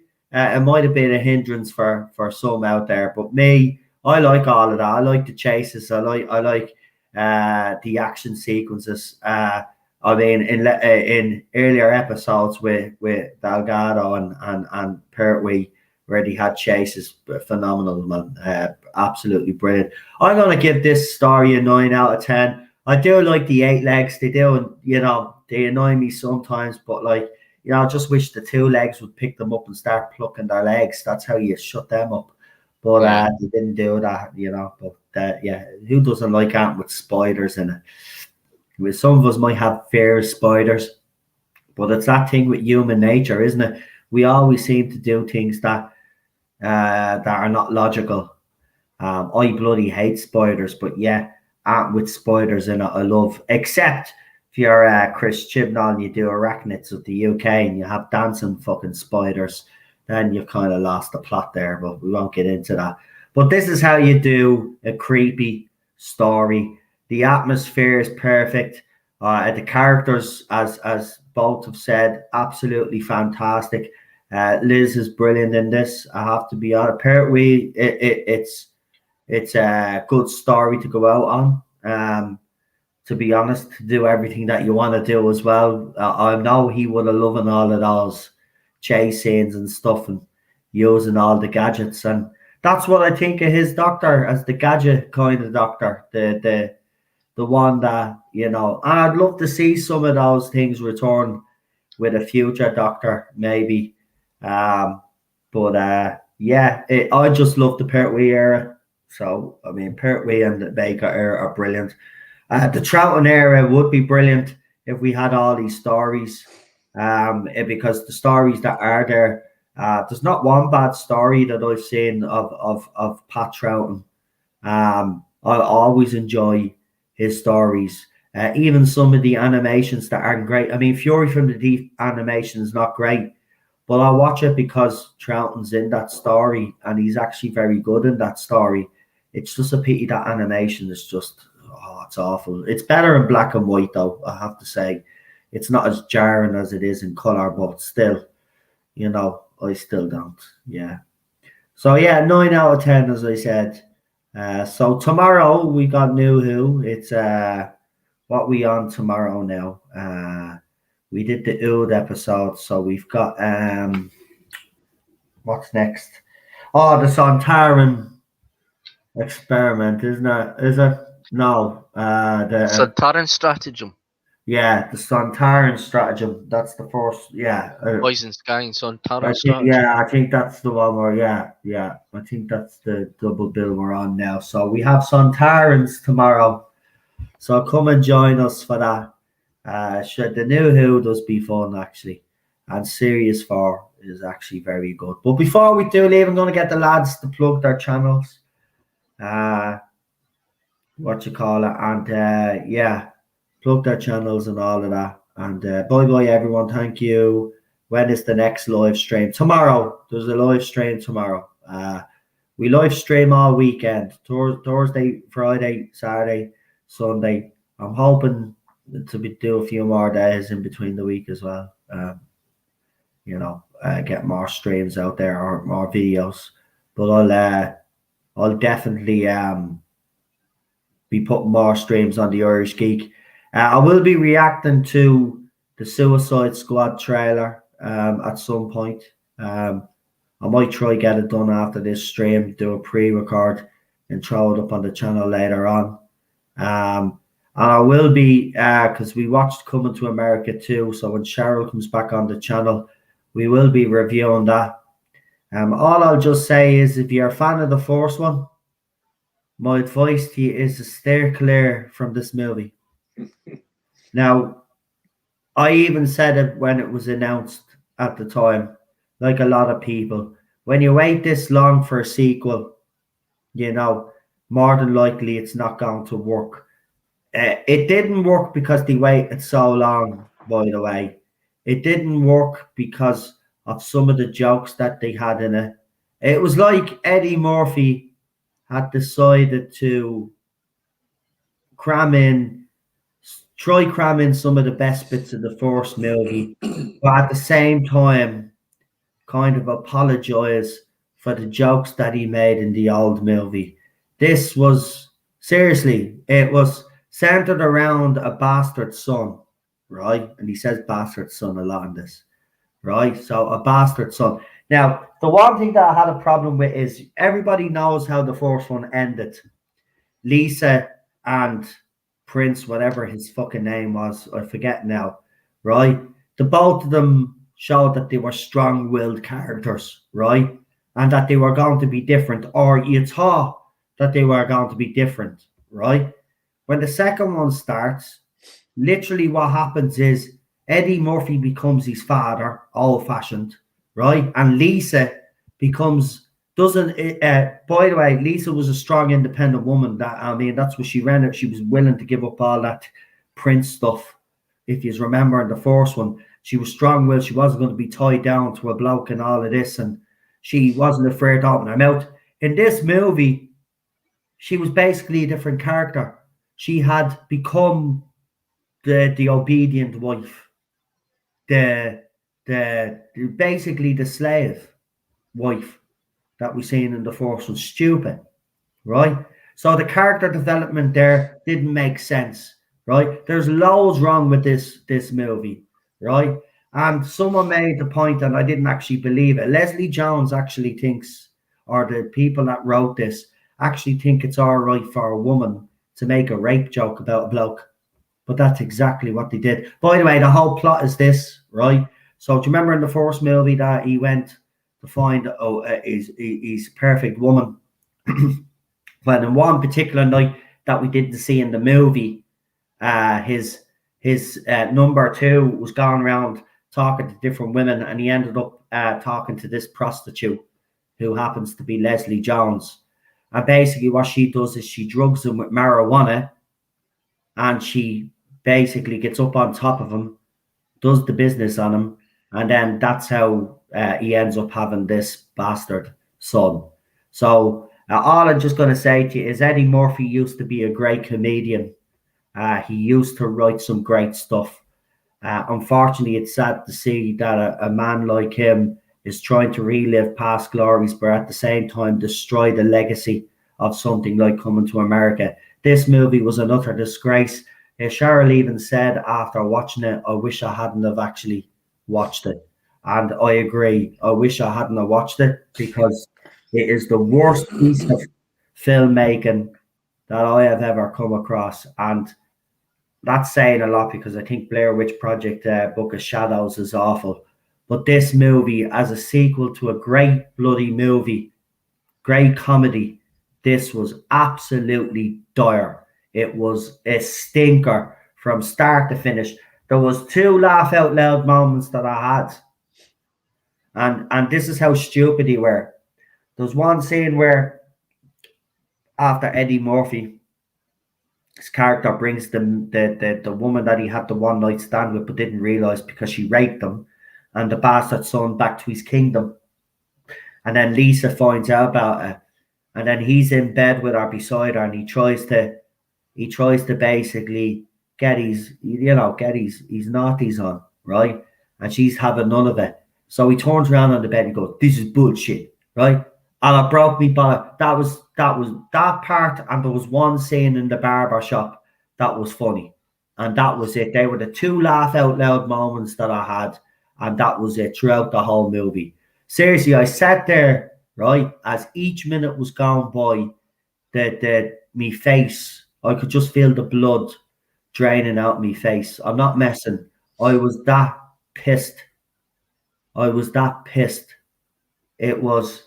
I'm telling you, they need to stop. And apparently, he's considering a Beverly Hills Cop movie. I'm gonna tell you now, right, Eddie Murphy.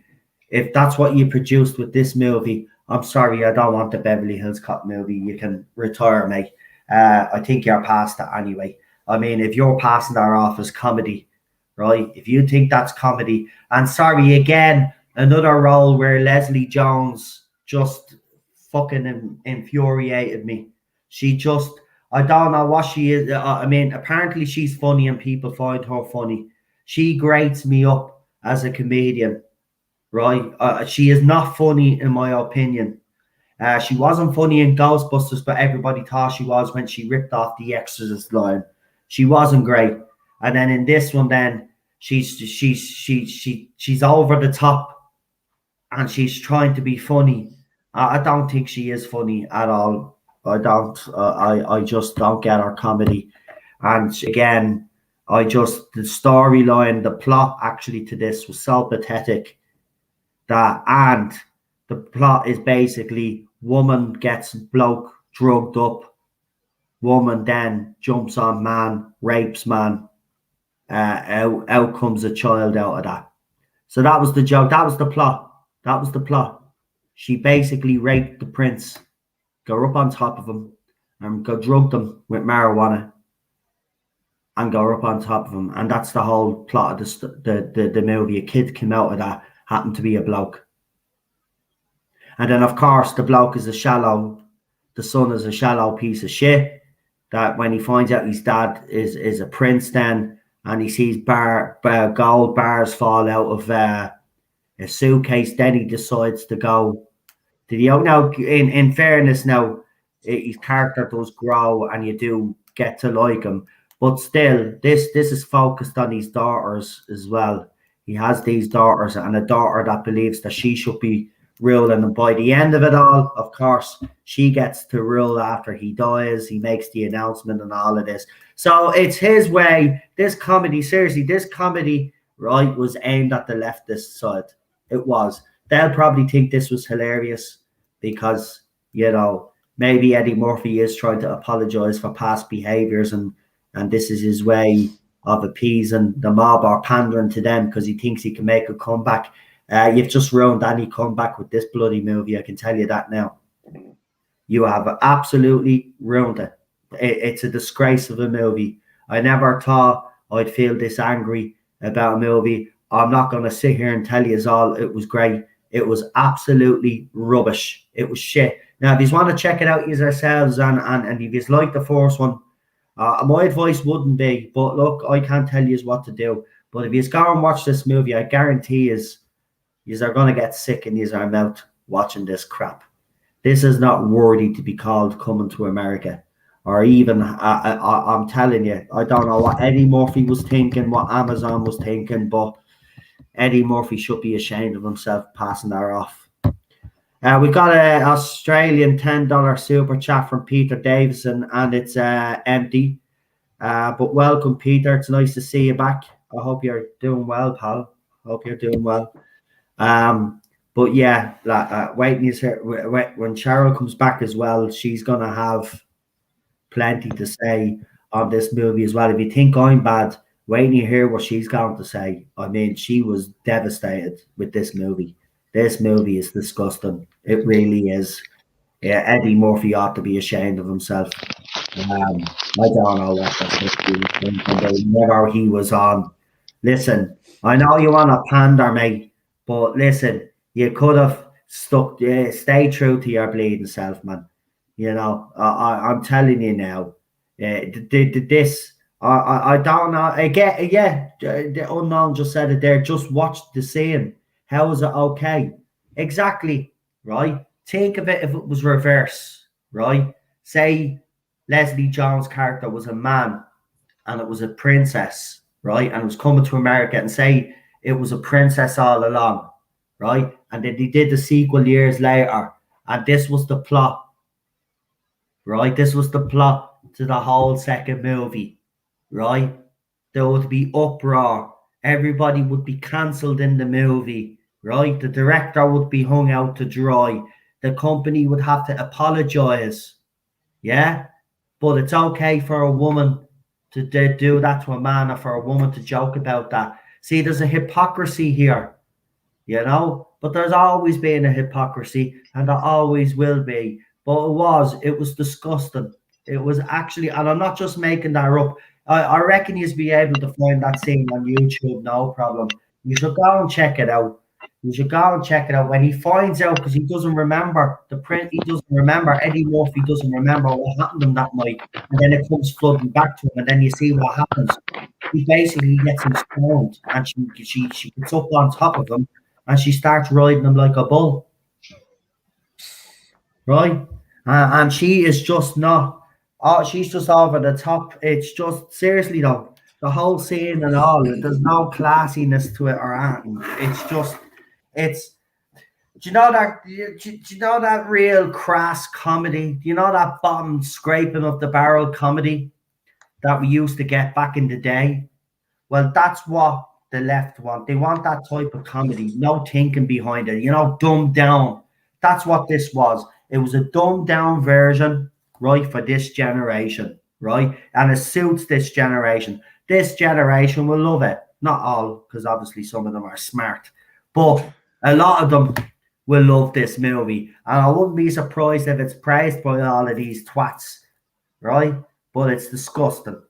Peter Davison says, I saw an interesting video of Jerry Anderson channel on the history of the sonic screwdriver, and to watch it. Yeah, I think the original sonic screwdriver was a prop, wasn't it, from a Jerry Anderson TV show? And it's obviously a lot larger in context of the puppets, but it was repurposed to become the sonic screwdriver we know today.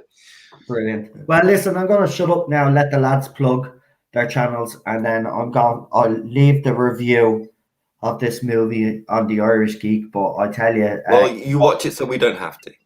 Yeah, well, yeah. My advice is don't, Lee. I mean, if you're a fan of the fourth movie, really don't. And I don't really say that much. And I don't. I didn't really like the original movie. I liked I liked his other stuff. Like Trading Places and. Don't get me wrong. There's some nice little throwbacks in this, and there are some things that are done really okay in it. I've never came across a sequel that I wanted to, that I just wished had never existed. And this, unfortunately, whoever was behind, Eddie Murphy seems to be heavily behind this though, because his name came up in the credits quite a lot. So it was his. See, this is the problem. I just want to say right briefly, right? This is the problem with services though. Right, on one hand, they're king, right, but on another hand, they're not, right, and I'll tell you why they're not. See, a lot of Hollywood actors, right, as you know, are getting big. Netflix start giving them money, throwing money at these actors to do their own vanity projects, right?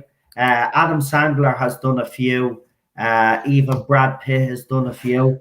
They've done their own vanity projects that Hollywood studios wouldn't normally do, but they'll give them the chance to actually do. And this is the problem, right? So Amazon now is looking, because they want to be part of the pie, HBO Max as well. That's why they gave us the Snyder Cut, right? But they'll be out actively looking for actors that they could bring onto their platform now and say, right, what vanity projects do you have, or what movies do you have that studios wouldn't do that you really think would be a great movie to do? And they're throwing money at all these actors and actresses. And this is the problem now, because the reason why some studios, now don't get me wrong, studios don't get it right all the time. There are some movies that they've released and they said, what, studio refused to do this, why? But in some cases, the studios are I'd say about 80% of the time, they're right. When they see a project in front of them, they say, nah, this is not going to work, right? And there's a reason, right? Because then when you see movies like Coming to America 2, then you know why the studio didn't do a green light beforehand, because it's a terrible idea.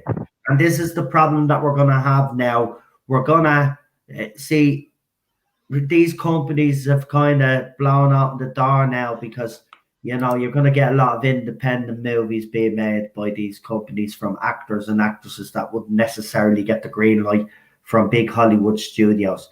And a lot of them are going to be rubbish.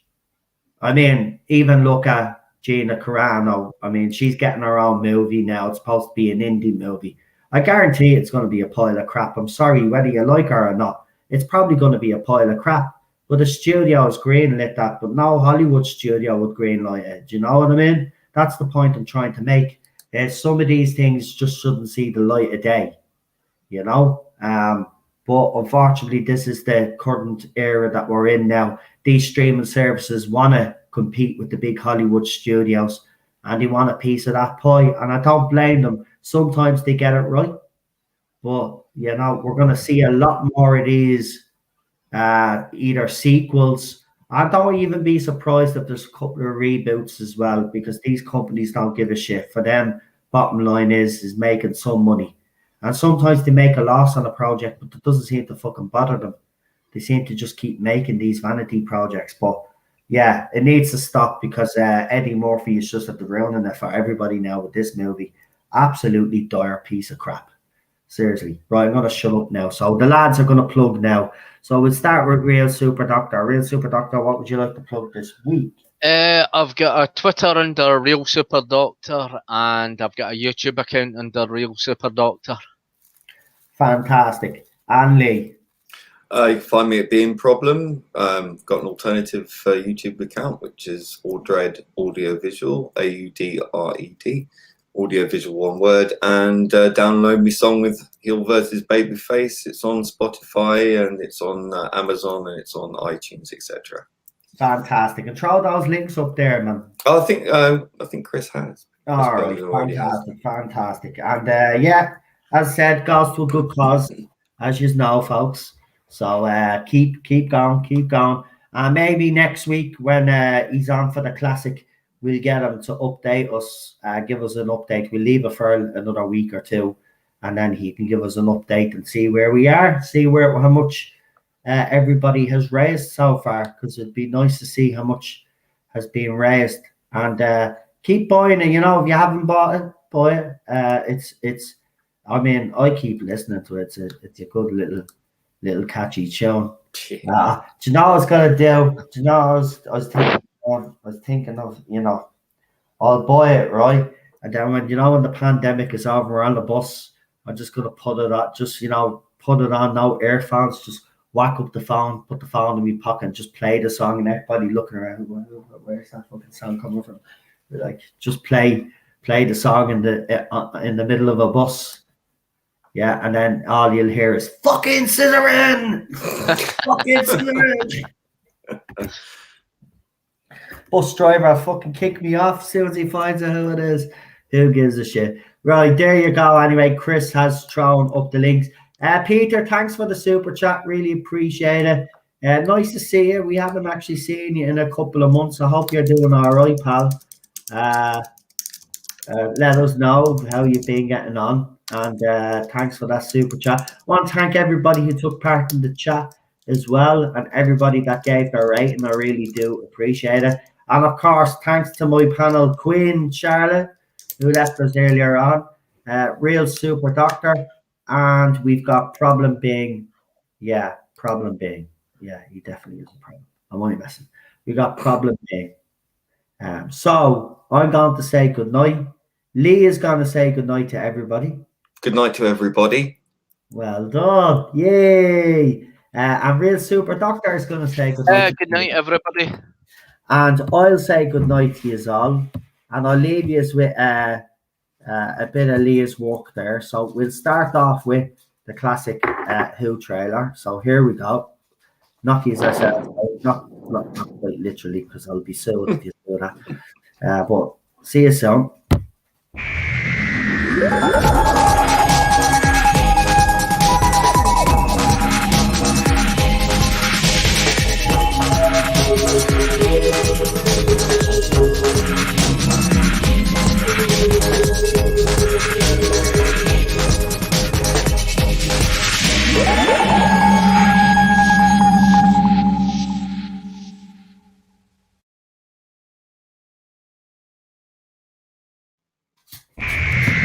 Yeah.